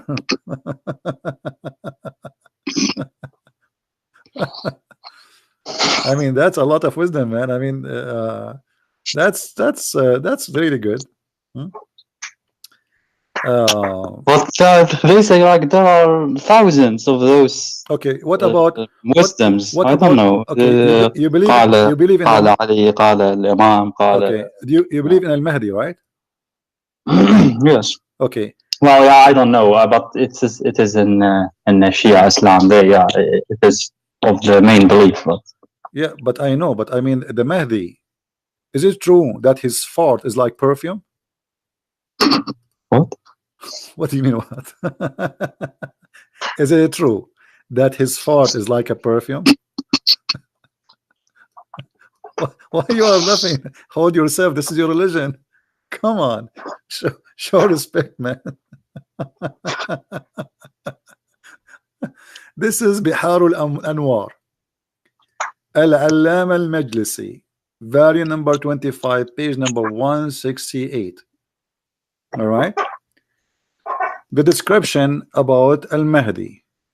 What Al-Mahdi, what he will be. He says that the Imam Ashru Alama, there is two signs of Al-Mahdi. First one, his penis will be circumcised when he was born.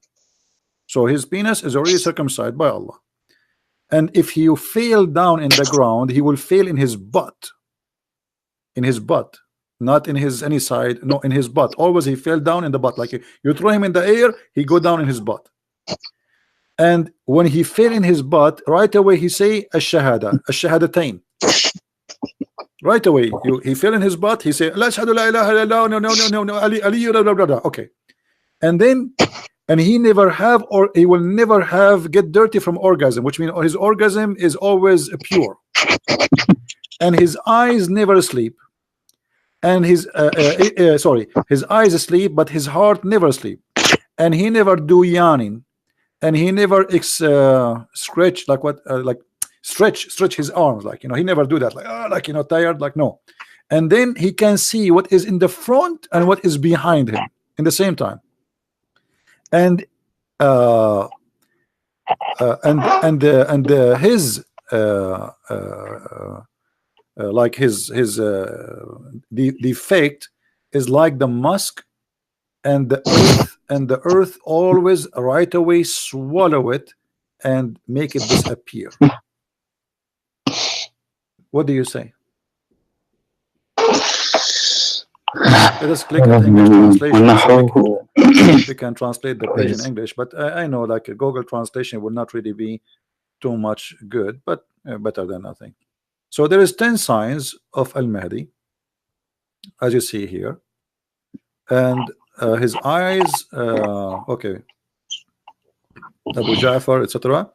For the 10 signs, he is born with sealed the cleanser. See, the cleanser is circumcised, and if he fall in the ground, he fall in his butt, not his feet.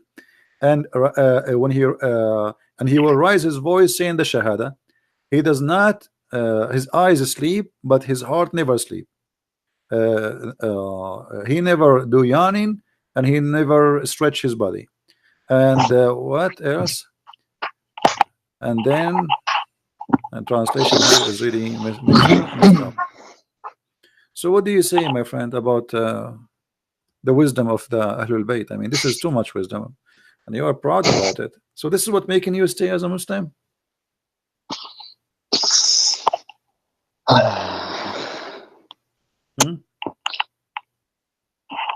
I don't know what to say, man.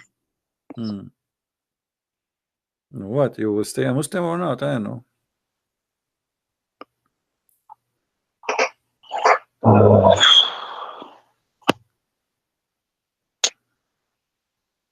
Like, yeah, I've never. This is the first time you. Yeah, I mean.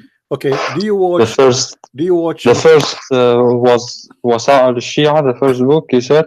We are quoting from many. The last one it was from Al-Kafi, I think. Have you ever? Did you watch like those magicians who do things like, you know, make something come from your nose, etc.?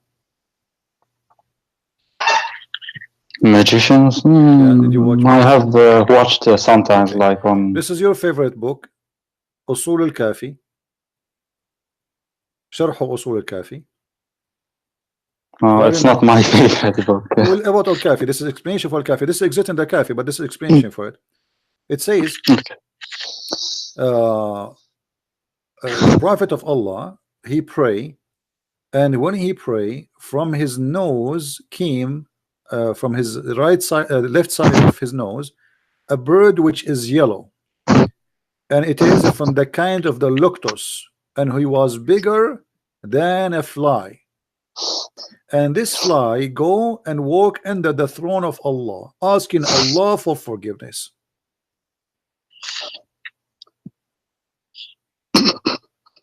What?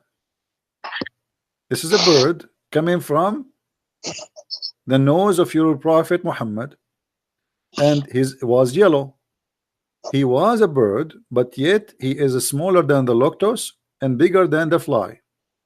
And he walked under the throne of Allah, asking Allah for forgiveness until the judgment day. They asked your prophet, actually no, not your prophet here. كنت أجلس أجالس أبا عبد الله عليه السلام. So a guy, he was sitting with Imam Abdullah, and he said to him, where the sneezing come from? He said, the nose. He said, you are right. I mean, you see the wisdom? The sneezing, where the sneezing came from the nose. You are right. Here they are quoting you the amazing miracles of those guys. I mean, the guy, he is telling us that the sneeze come from the nose. I mean, all right. And then he says, where is the sperm is coming from? He says from all the body, not only from the penis. And then this is what and he says, testicles, you mean? And then he says, no, all the body, Jamiu al-Badan. He says, don't you see when a human he sneeze, all his limb move? And if somebody he sneeze once, he will not die for the coming 7 days. So he's trying to prove to you that the connection between your sperm and your sneezing. So while you sneeze, all your body move. And he is saying he is connecting between where the let me translate this to English so people they can read. I mean,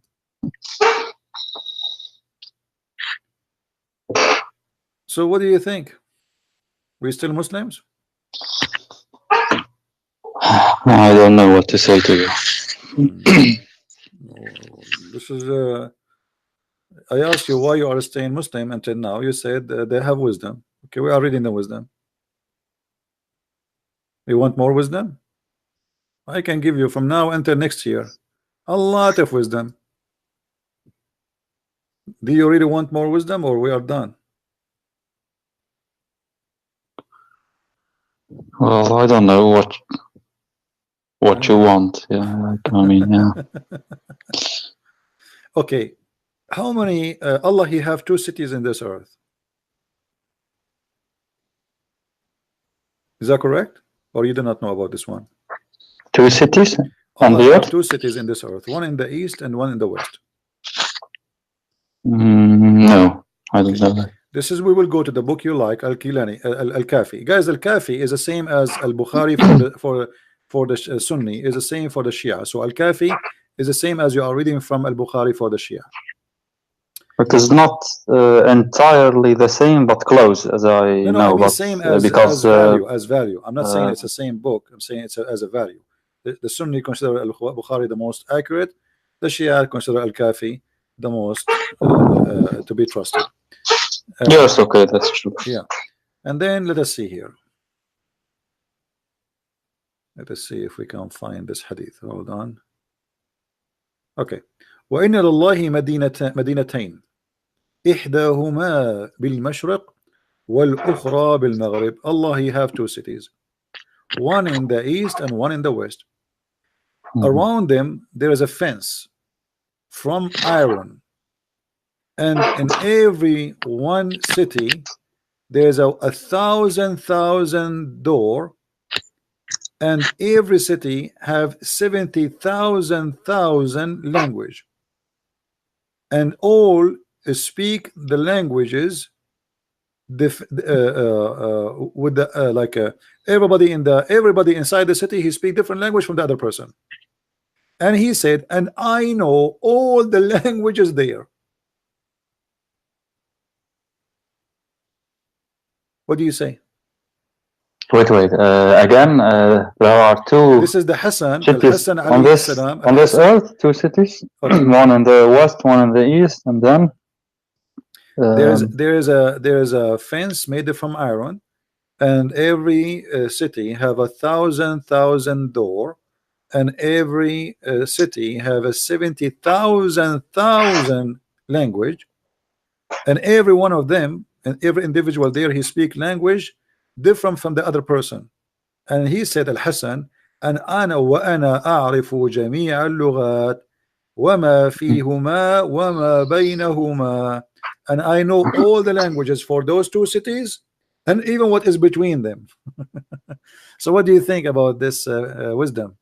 Do you really believe Al-Hasan he knows all the languages of those cities, which is 1,000 language, 70,000 language, not here like translation? What do you think?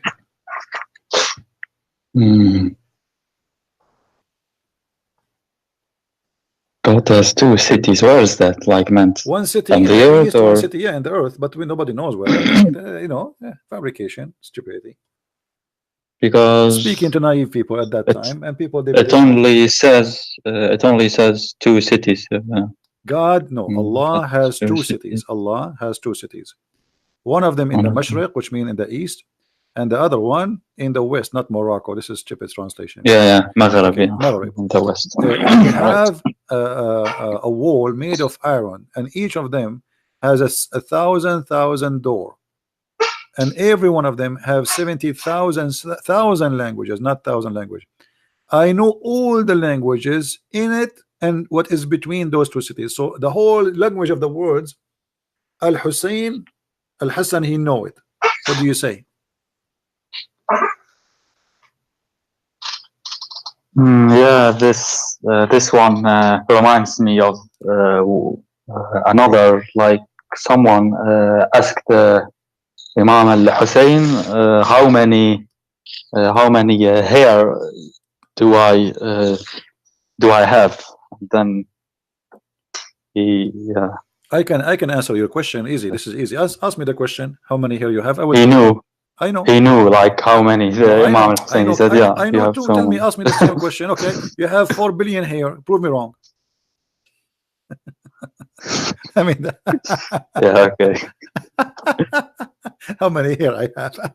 I mean, those stories obviously is nothing but fabrication. I mean, I feel sorry for the Shia. You know, I mean, they are naive people, deceived, and they believe that this is always true. I mean, isn't it obvious? This is really crazy.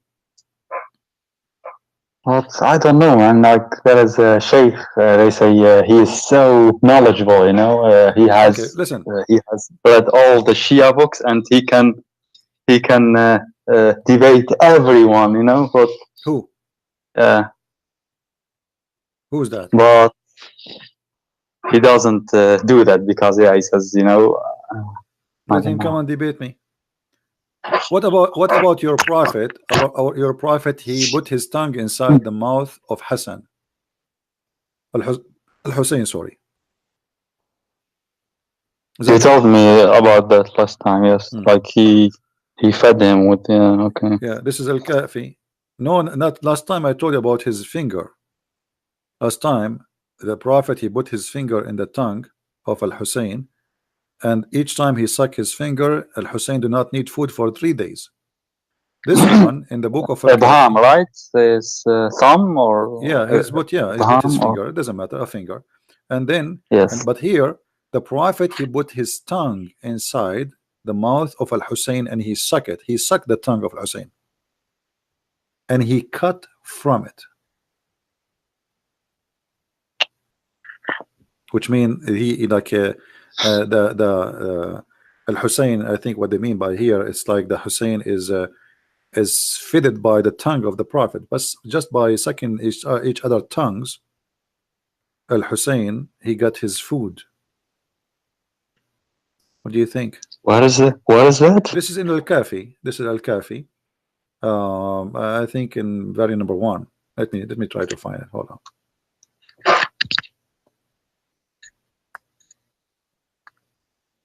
Oh yeah. Praise to the internet then, yeah, we can find everything so easily. Huh? Yeah, well, internet for sure. If you want to find this if you want to find this in books, it's going to take forever to open pages and flip. Yeah. I don't have them actually.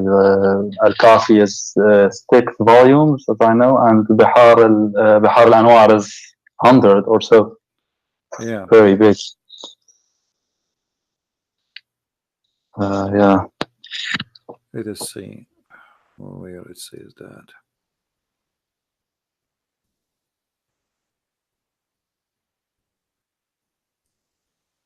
Okay, here we go.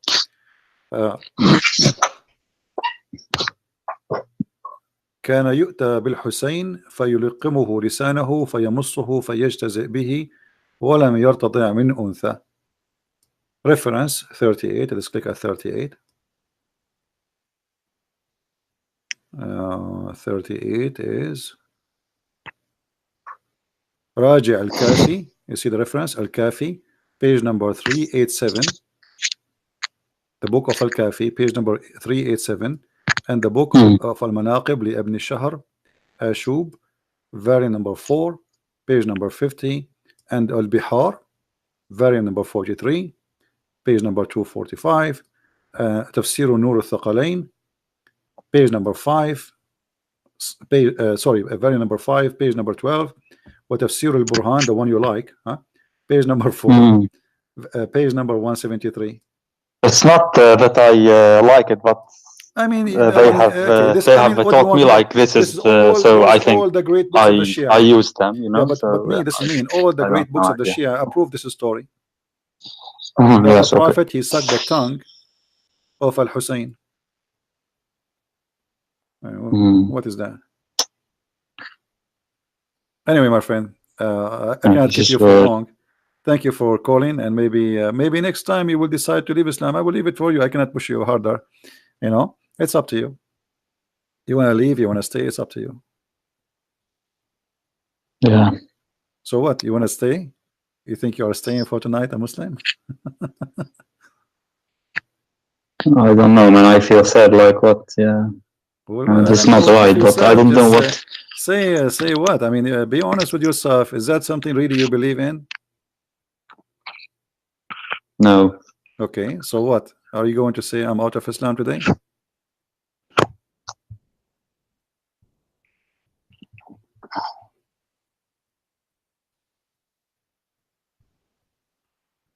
Are you afraid to say it? I mean, everything you show, yeah, it is true, yeah. Okay, so if I am saying the truth, it means Islam is false religion. So why you then say Islam is false? I am out.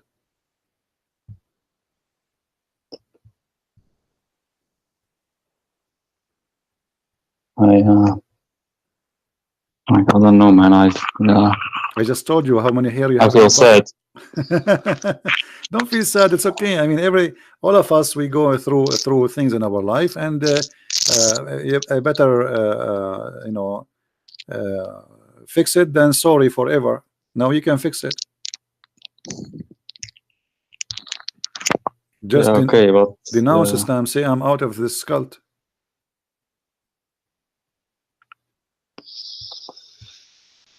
okay, but yeah, what then? Okay, but In did this you case, say, like, I want to hear there's this? not a single religion Okay, hold of on. which I'm really Before we convinced. talk about I what don't know. next, no. Before you talk about next, did you denounce Islam? Did you leave Islam?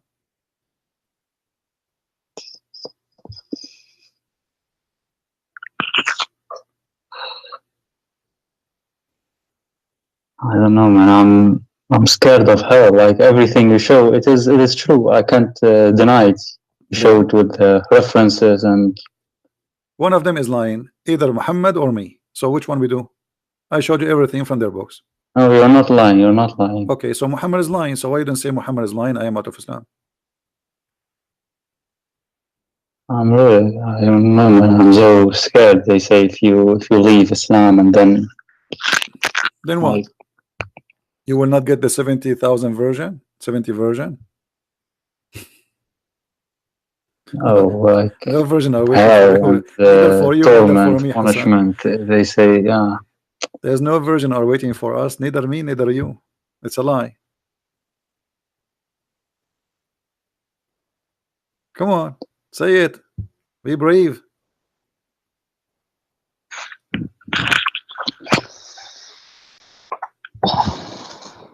Okay, let me think once. Wait. Are we out of Islam? I can tell you are out of Islam. Why you don't say it? I can tell. You just told me you are saying the truth. I'm scared of hell.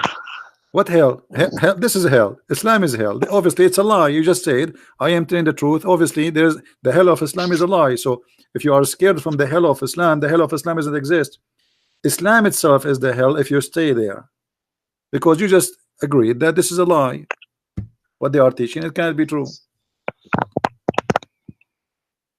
Yeah, okay, yeah, you show from a card, but you said that, yeah, I don't know, those wisdoms you like, the real wisdoms, you said that they came many years after Nahj al-Balagha and such books. It doesn't matter if they also are Shia they are said by the leader of the Shia or they are fabrication. At the end of the day, you are believing in a false religion. Because if the God of Islam, he wanted you to believe in those stories, why he allowed even those things to happen? Remember, we showed you the Quran saying that if Allah wants somebody to go astray, nobody can guide him, and nobody will go astray unless Allah wants him to go astray. So why Allah want you to go astray and follow the Shia or Sunni? Allah is the devil.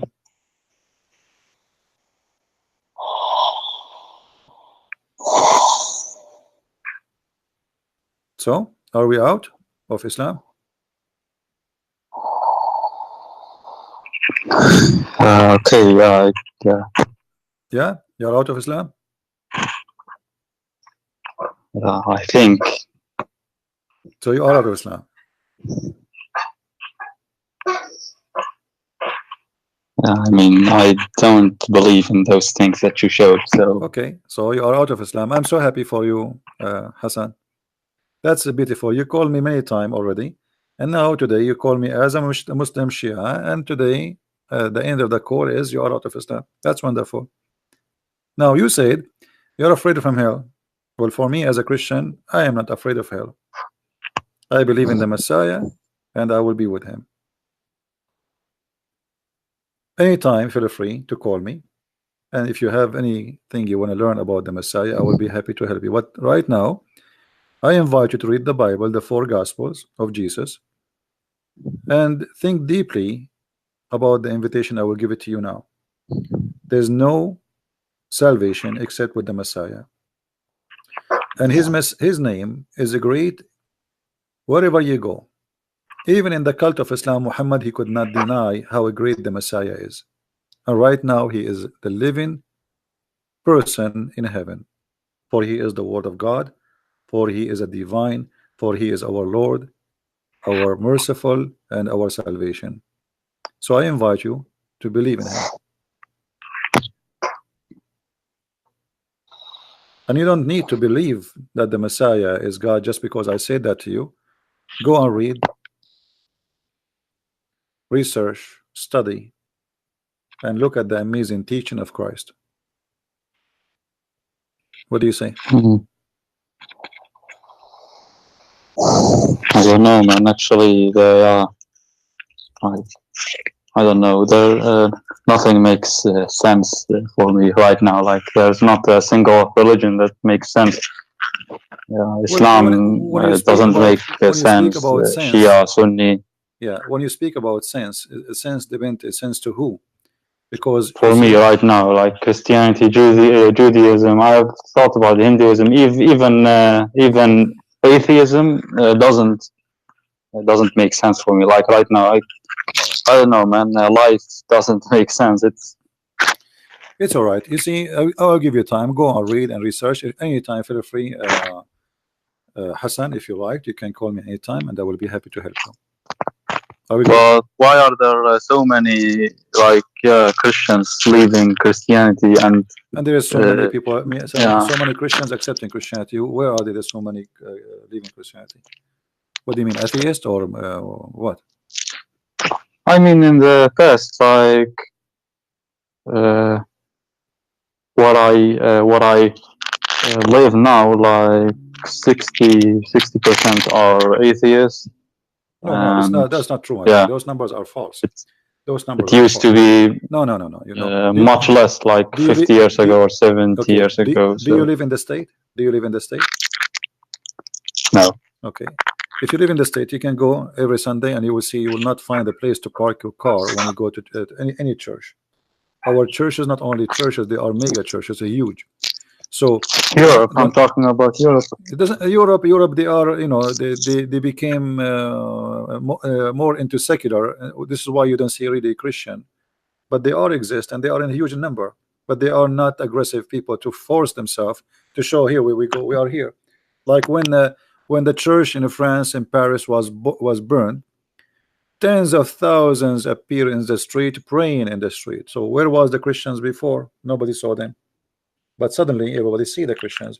Christians are not like Muslims. They don't go pray in the street to show themselves. They are all over. But we don't. We are not hypocrite. So if you think that Europe became not a Christian, I think this is a very wrong idea about Europe. No. I mean, like they have decreased. For example, 50 years ago, our friend, always a freedom, always a freedom. But freedom. I prefer a freedom where nobody stay hypocrite and nobody stay saying I'm a Muslim or a Christian or I'm a communist. You see, in China, nobody dare to say he is not a communist. Correct? There is many Christians and there is many Muslims, but nobody dare to say I am not a communist. No. Same in Saudi Arabia. There's many atheists, there's many gays, there's many lesbians, there's many Christians, but nobody dare to say I'm not a Muslim. So yes, they say that 100% is Muslim, but right. I don't believe that. I think that's impossible. So freedom, I don't care really how many Christians there is, I don't care how many Muslims there is. Freedom is good because a freedom can leave no hypocrisy. That's true, yes, but I don't know, maybe I have watched also too much videos. Let us say that all the world became atheist or Muslim, and I'm the only Christian. That will not make me wrong. Yes. This is not. I agree. Right now, we are the biggest believe in this earth as a Christians by number, the biggest at all. That will not prove that the Christianity is right still. So number doesn't mean nothing. Number mean nothing. What I agree, but I mean, of Jesus, I don't know. In the time of Jesus, for example, there was only 12 apostles. Only 12. Jesus and 12 apostles. Does that mean Jesus was wrong? No. So this is not really what make believe wrong or right. It is the belief itself, the value of it, and the proof of it. If it is true, it's true. It's not, it's not. No matter how many people believe in it. or not? Sure, but I mean, like leaving or criticizing. For example, I watched a guy who his name is Bart Ehrman, and I don't know, maybe yeah. And I can refute him easily. You know that guy? Yeah, I know him. He can refute Like it. I saw Even this debates one, even between this one, him and yeah, James White even about this one, he brought nothing. You know, he says to us, New Testament. the Bible is improved by time. Why? Because and that's supposedly for him. The Bible is not a perfect book, but that's stupid to say. The Bible translation improved by time because we discover more and more manuscript. So that will not is working in the opposite direction. For negative, it's positive. All the improvement happen in one direction, proving everything Christianity teach, not the opposite. Like if you find something, a new manuscript saying the opposite of what we found before, then that will be a problem. But what we found confirm what we found before. So the new find is the same as the old find, nothing changed. So his argument is very silly. But you know, people, they are free. As I said, people are free to make any argument, and there is, you use your brain and your mind, and you make a decision who is the one who makes sense for you. You know, you left Yeah, Islam. sure. You left Always Islam now, will, but you know you are free to believe or not to believe. yes, I don't know, man. Yeah.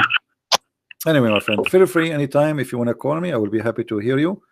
And for now, I have to let you go. We are here for a while. Thank you for calling. Yes. And I'm happy that you left Islam already. All right. Okay. Yeah. Thank you, Hassan. Take care. Yes. Take care. God bless. Bye bye. Allah. Shukran. All right. Well, I'm glad at least for Hassan that he decided to leave Islam, and I hope sooner or later he will find the truth, and the truth will set him free.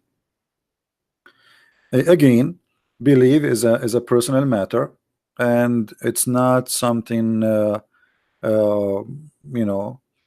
You see, I'm not believing in Jesus because what makes sense as much it is. There's things in Christianity, same as in atheism, same as in many. It doesn't make sense, and same as in Islam. As an example, Jesus is a son of a virgin. Okay, it doesn't make sense if you are a Muslim, even though Muslims believe in that. But it doesn't make sense. I mean, why? How? But if you are a Christian, right away you will notice that in Christianity only that makes sense, because he is, and the Christian believe he is a son of God. So it doesn't make sense that he is a prophet, he is a son of the virgin. That's weird. What for? I mean, he can still be a prophet without being a son of a virgin. What the point of this? And this miracle nobody can prove. My mother, can she claim that she gave me birth, she gave birth to me, and she was a virgin? Nobody can prove her wrong. So what the point of this statement? So there is things in belief, it doesn't make sense unless you understand the belief, unless you are from that point of that belief. Same time, for an atheist, saying that Jesus is born of a virgin is a foolishness. That's crazy. That's stupid. That's etc. But because he's an atheist, and for me, he is the one saying foolish stuff too. Like the atheists, they accepted Darwin to be their master when Darwin is a stupid fool, a racist. He captured a black man, he put him in the cage to prove that monkeys are coming from the black race. That is foolish. So for him, he thinks Christianity is foolish. For me, I believe that not only his belief is foolish, it is dangerous. It is racist.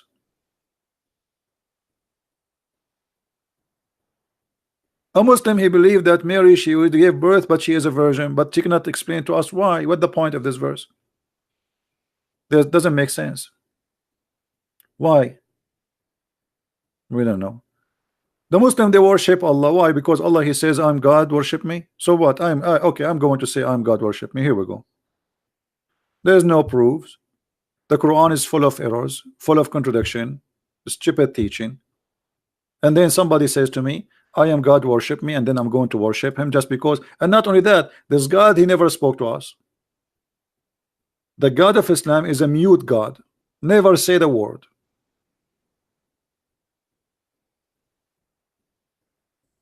So how we can believe? And believe in what? Believe in a God we never met, we never saw, we never heard of? Believe in God who told us that if you kiss a black stone, that will forgive your sin? Believe in God who do not know how the earth is created? He says crazy stuff in his Quran. So there's things, it's important to make sense, and this is like a basic logic. And there's things above making, like they say, believe. Like we as a Christian, we believe in miracles. Do miracles make sense? No. Miracles does not make sense. There's nothing is called miracle does make sense. This is why we call it miracle. But where is the miracle of Muhammad? The Muslim, they say to us, Muhammad, he split the moon. Even the Quran never said that. It says the judgment day is near and the moon is split, which means the one who is writing, reporting something happened at that time, supposedly the moon is split. It doesn't say that Muhammad split anything. And then it says the judgment day is near sight, but judgment day never come, and this is 1400 years ago. So even that information was wrong, because you just claimed that the judgment day started and this is the sign of the moon splitting. It is a false prophecy, and that make the Quran does not make sense. You're telling me judgment day is near and the moon split asunder, and the moon now is not split no more. What, you change your mind?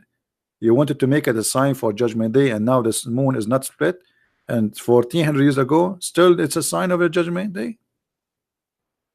So, and then the Muslims, in order to fabricate stories to make you believe in stories, they start making books, articles, videos that the Quran is full of science, and we get all their science busted.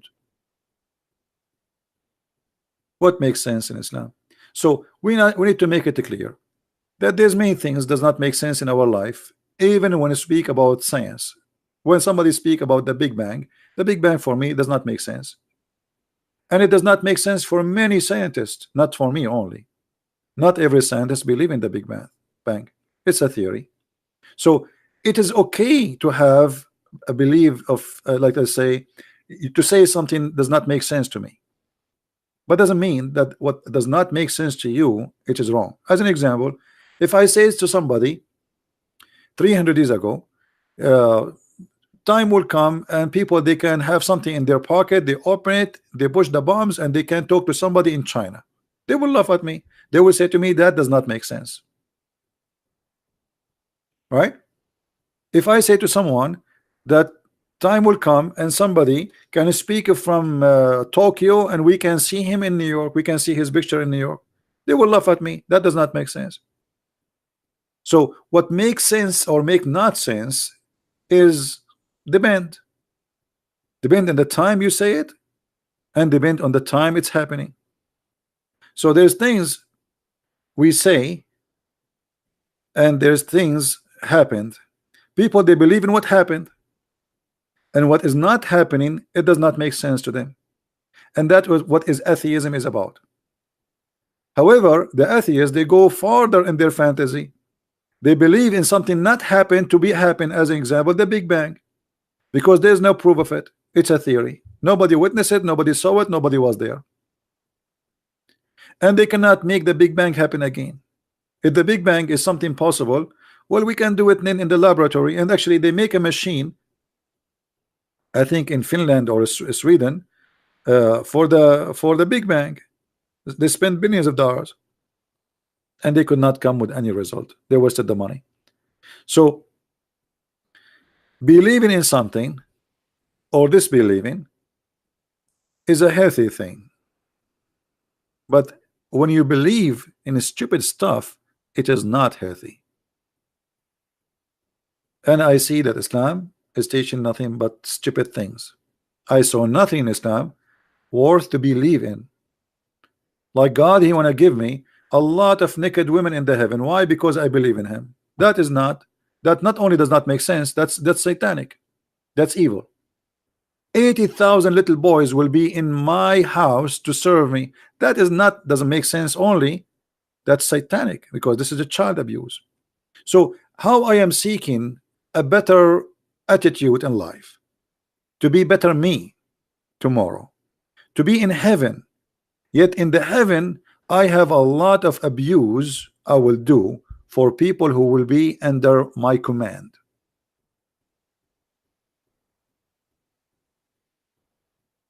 Right?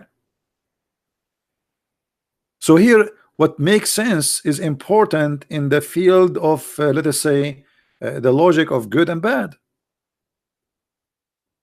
What kind of God? He want to give me a lot of women. I will see their bones. I will see the marrow of their bones, and I will have sex with them. That not only doesn't make sense, this is stupid. What kind of God? He promised me endless private part. That's funny and stupid. So my wife is next to me, but my private part in China. So what I will do now? You turn. So there is things when we say it does not make sense. Not necessarily what does not make sense can be wrong. And as we give you example about like radio waves, pictures, phone. You know, if you speak about it 300-400 years ago, people will laugh at you. It doesn't make sense, and they will think you are crazy. But there's things that not make sense, not only because it does not make sense, because it is evil and ugly. Like promising me 80,000 little boys to serve me in the heaven. You know, I cannot be happy without having 80,000 little boys in my house to serve me. So in order to be happy, Allah will enslave little tiny children's, 80,000 of them, to make me happy. So you will make 80,000 miserable servant for eternity to make one person happy.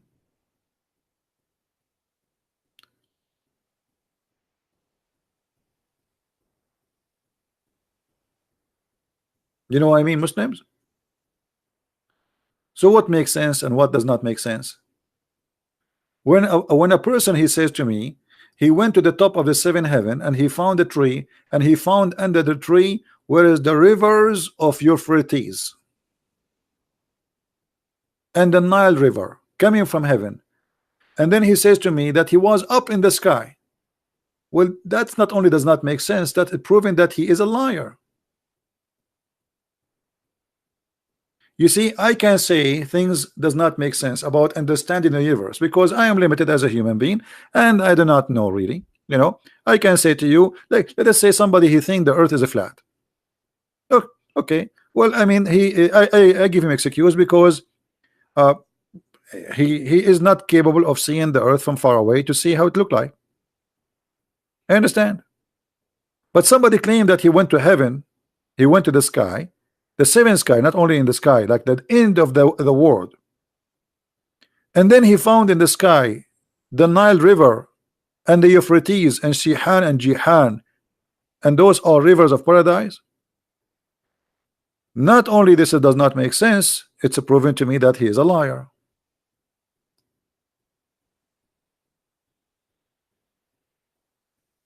So there is a huge difference between believing in things make sense or not and believing in lies, obvious lies. A prophet who claimed that he was very weak in sexual relationship, and then God he sent him a dish of kebab, he ate it and he got the power of 40 men.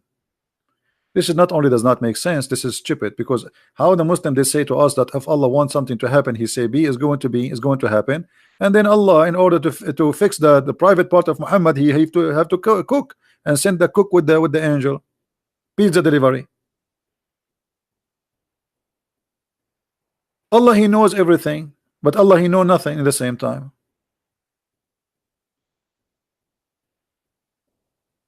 Read the Quran and love.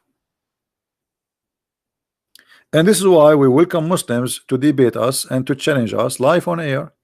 And I challenge you to show me how you say, okay, Allah he said I am God, worship me. Okay, so is that a reason to worship him? Maybe he doesn't even exist. Who is the one who says I am Allah, worship me? Allah? Have you heard him? So look at this religion. One guy, no witnesses. His name is Muhammad. He never saw Allah. He never heard Allah. He witnessed to Allah, and nobody witnessed to him.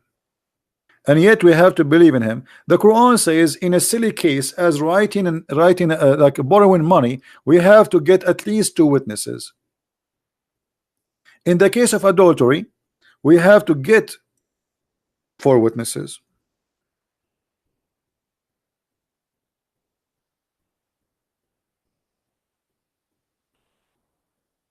Just to prove adultery, we need 4 witnesses. To prove God and the prophethood, we have 0 witnesses.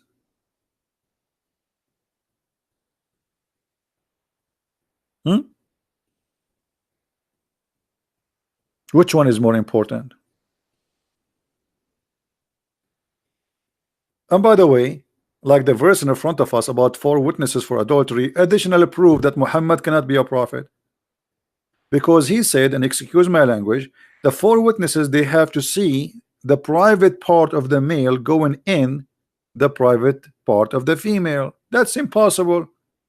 So if a woman and man having sex but yet they are covering themselves, even if you have 4 witnesses and they saw not that part going in and out, there's no proof. And if you accuse the man or the woman of adultery in Islam and you could not see that, the prophet will whip your back. He will punish you.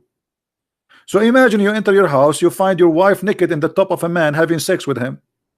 Now it's time for you to call your friends. You have to find 4 friends, and they have to come and they have to look and see the private part of the guy getting in and out. And the guy will wait for you. He will say, call 4 friends.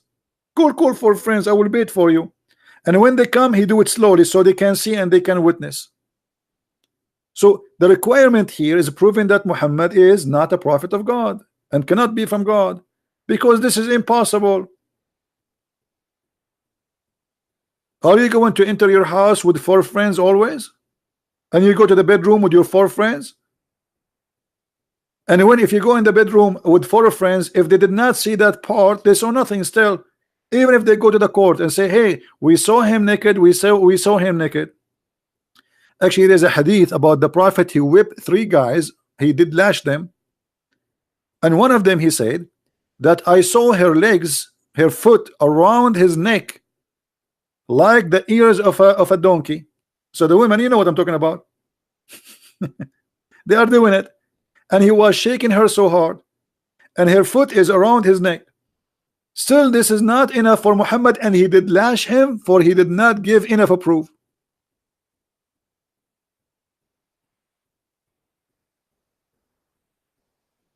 So how we can prove adultery in Islam? Proving adultery in Islam is extremely impossible, the same as proving Muhammad to be a prophet.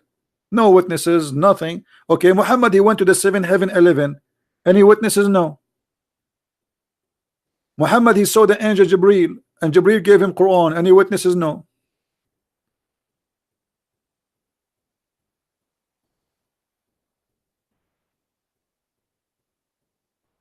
Even the prophet wife, she was accused of adultery. Muhammad, he changed the law from 2 witnesses to 4 witnesses just for her sake.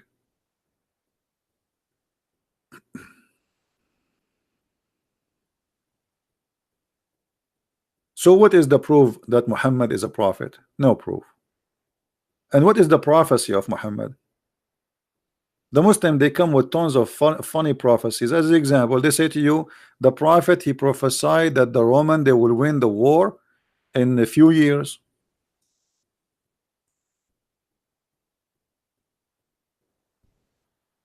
But this prophecy, he received it after they won, not after before. Read it. On the day of Badr, the Roman had victory over the Persian, so the believer were pleased with that. Then the following revealed, Alif Lam Mim, the Roman have been defeated up to his saying, and they will be victorious, and the believers will be happy. So even this fabrication is a lie. The date is a lie.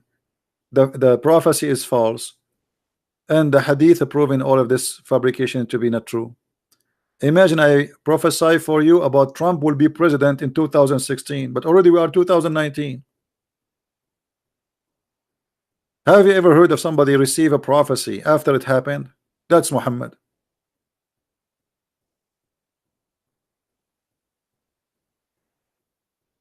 That is Muhammad. Today is Wednesday, 22nd. Tomorrow and the day after, I'm going to take a break from going live on air. So we will go back in a Friday, if you don't mind, guys, because I'm getting really headache from speaking for long. It's too much every day.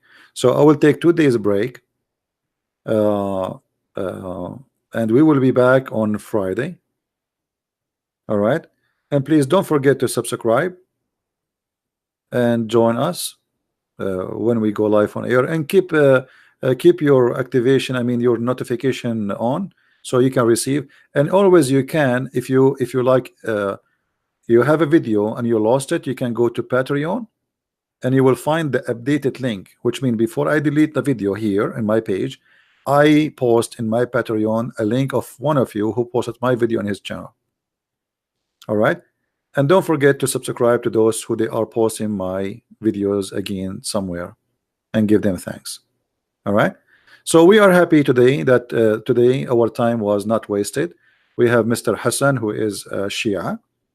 He decided to leave Islam, and actually the Lord is blessing us with many Muslims leaving Islam every day. There is some they call live on air and they leave Islam, and there's many they don't want to be live on air, and I speak to them and they leave Islam. And you know, I understand why, because many of them they are they are afraid. Like now, I believe Hassan, he was afraid to say he is out of Islam because Islam is a gang religion. He will be worried about his safety, you know. So we pray that he will be fine and nobody will harm him in any way, regardless if he became a Christian or not. We don't want anyone to be harmed. And one of the proofs actually that Islam is a very bad cult is the violence. Violence is a very clear proof of weakness. And somebody don't want to be a Muslim, why you want to kill him? They say to us that Islam bring no compulsion in religion, which is an abrogated verse, is not true, and it's a fabrication. They quote for us something you do not know, that the Quran have something called abrogation, which means those verses are not valid no more, not valid. So they quote for you a verse which Muhammad, when he was weak, Muhammad is a diplomat, the same as Erdogan. Erdogan, when before he was elected, he signed a paper says, my party will never talk about religion. My party is not religious. My party have nothing to do with Islam. My party is a liberal. My party is an atheist. The second he won the election, he threw out all of those who were forcing different agenda, and right away he says we are Muslims. So when he was weak, he signed any paper they want, anything. He is not a Muslim. He will not practice Islam. He made a promise. His party is liberal. His party is an atheist. His party far away from Islam. And the second they took over the country, nobody can win again. And when he lost the election in Istanbul, he asked for redoing election again, which means you will never win with him. Each time you win somewhere, he will say we will redo it again until he corrupt the election, and he is the only winner. That's exactly the Islamic gang system. And since Muhammad, he took over with his party in the Middle East, who can throw him away? Since the mullahs in Iran took this, they say, look how funny the Islamic cult work. They say to you, as an example, in Iran we have democracy, we have election, but they will not tell you that election in Iran is election for a bunch of mullahs. There's a 5-6 mullahs. The big mullah, he elect them, he choose, okay, you can go, you can go, you can go. Anyone is not from the mullahs, their gang, he will not be in the election. So where is the freedom? So whoever you choose what the mullah, the big mullah choose already. So the big mullah, he says, okay, Rouhani, you can be go for election so people can elect you. Ahmad Mirza, what his name, the guy, the funny guy, the one who said Iran have 0 gays, Ahmadinejad. So the big mullah, the big sheikh, he choose a bunch of guys from his own gang organization, Islamic organization, and they say to the population, you have to choose one of those. And supposedly this is democracy.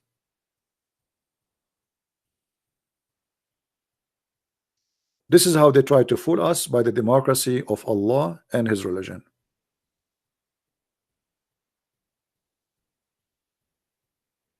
That is not the democracy and have nothing to do with it. And if you take your hijab off, they beat you, they take you to jail.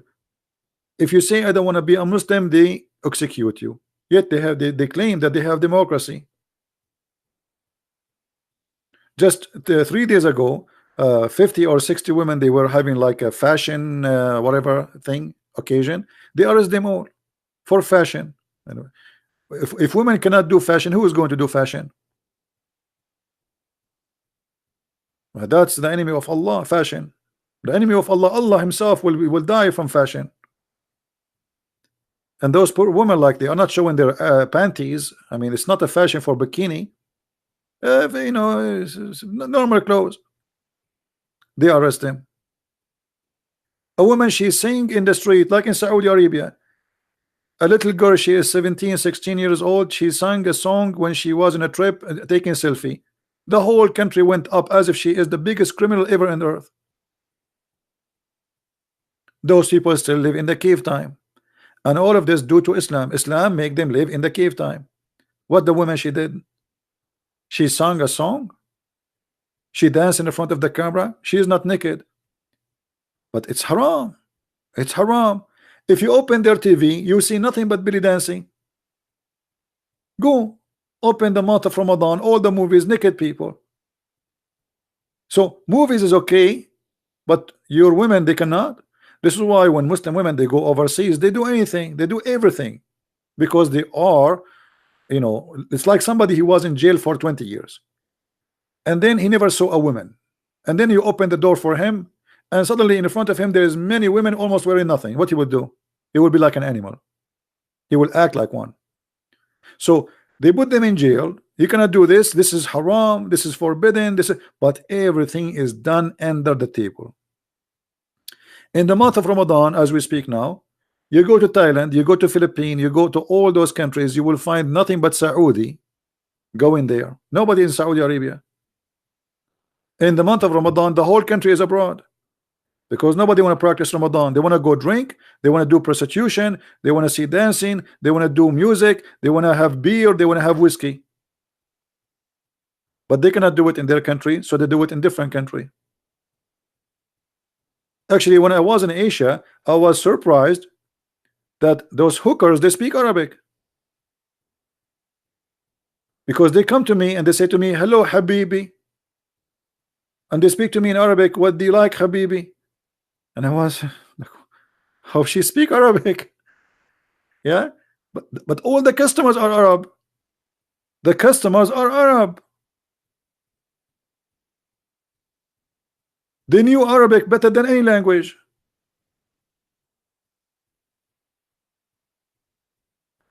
The night clubs, that's everything. You know, it's, and the funny, you will find a restaurant says halal food, and next to it there's night club. Halal food next to night club. I mean, the buyer obviously he care for halal. Yes, they care for halal food. They want to eat halal food and they want to do halal prostitution.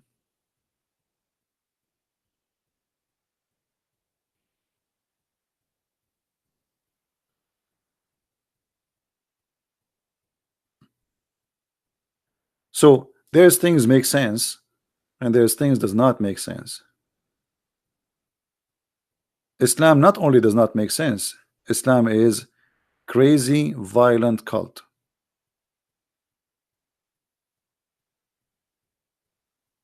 And always be careful from what they say to you about what's right and what's wrong, especially those liberals who try always to present Islam as a good religion. They speak of what they don't know, and many of them, they take the side of Islam just because you are a Christian, you are conservative, okay, we will believe in whatever you believe against you. You like the cross, we will take it down. You like the Bible, we will take it from the hotels. You know, you don't like Islam, we will support Islam. This is the whole idea of the agenda of the liberals and those like in America, like Democrat. They are against anything you believe in. Anything. It doesn't matter what it is. If you say Islam is good, they will say Islam is wrong.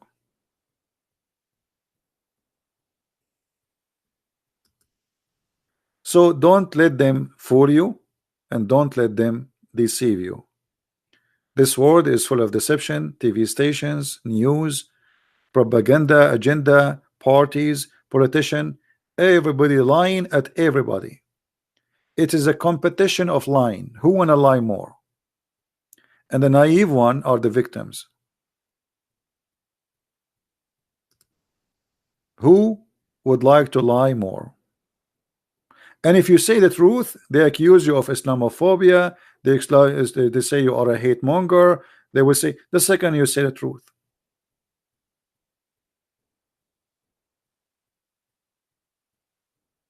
All right. So anyway, I hope today it was good for you. Those who like to cut and paste the videos in their channel, don't forget to download the video right away. Especially today we have a good event of Mr. Hassan. He decided he's a Shia. He decided to leave Islam. It was a good day for him, and we pray that the Lord, he will guide him and he will show him the right place to be in. And I hope that soon he will come to a conclusion in whatever make him feel better. If it's not a Christianity, then it's not a Christianity.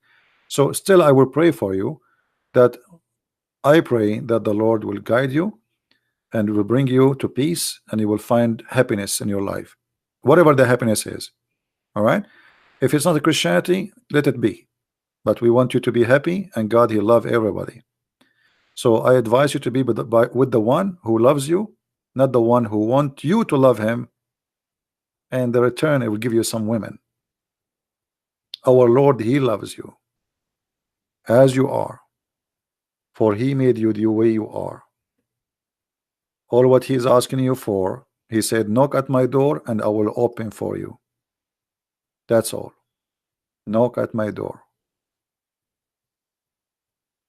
and his door is always ready to be open for you. Thank you guys for being here.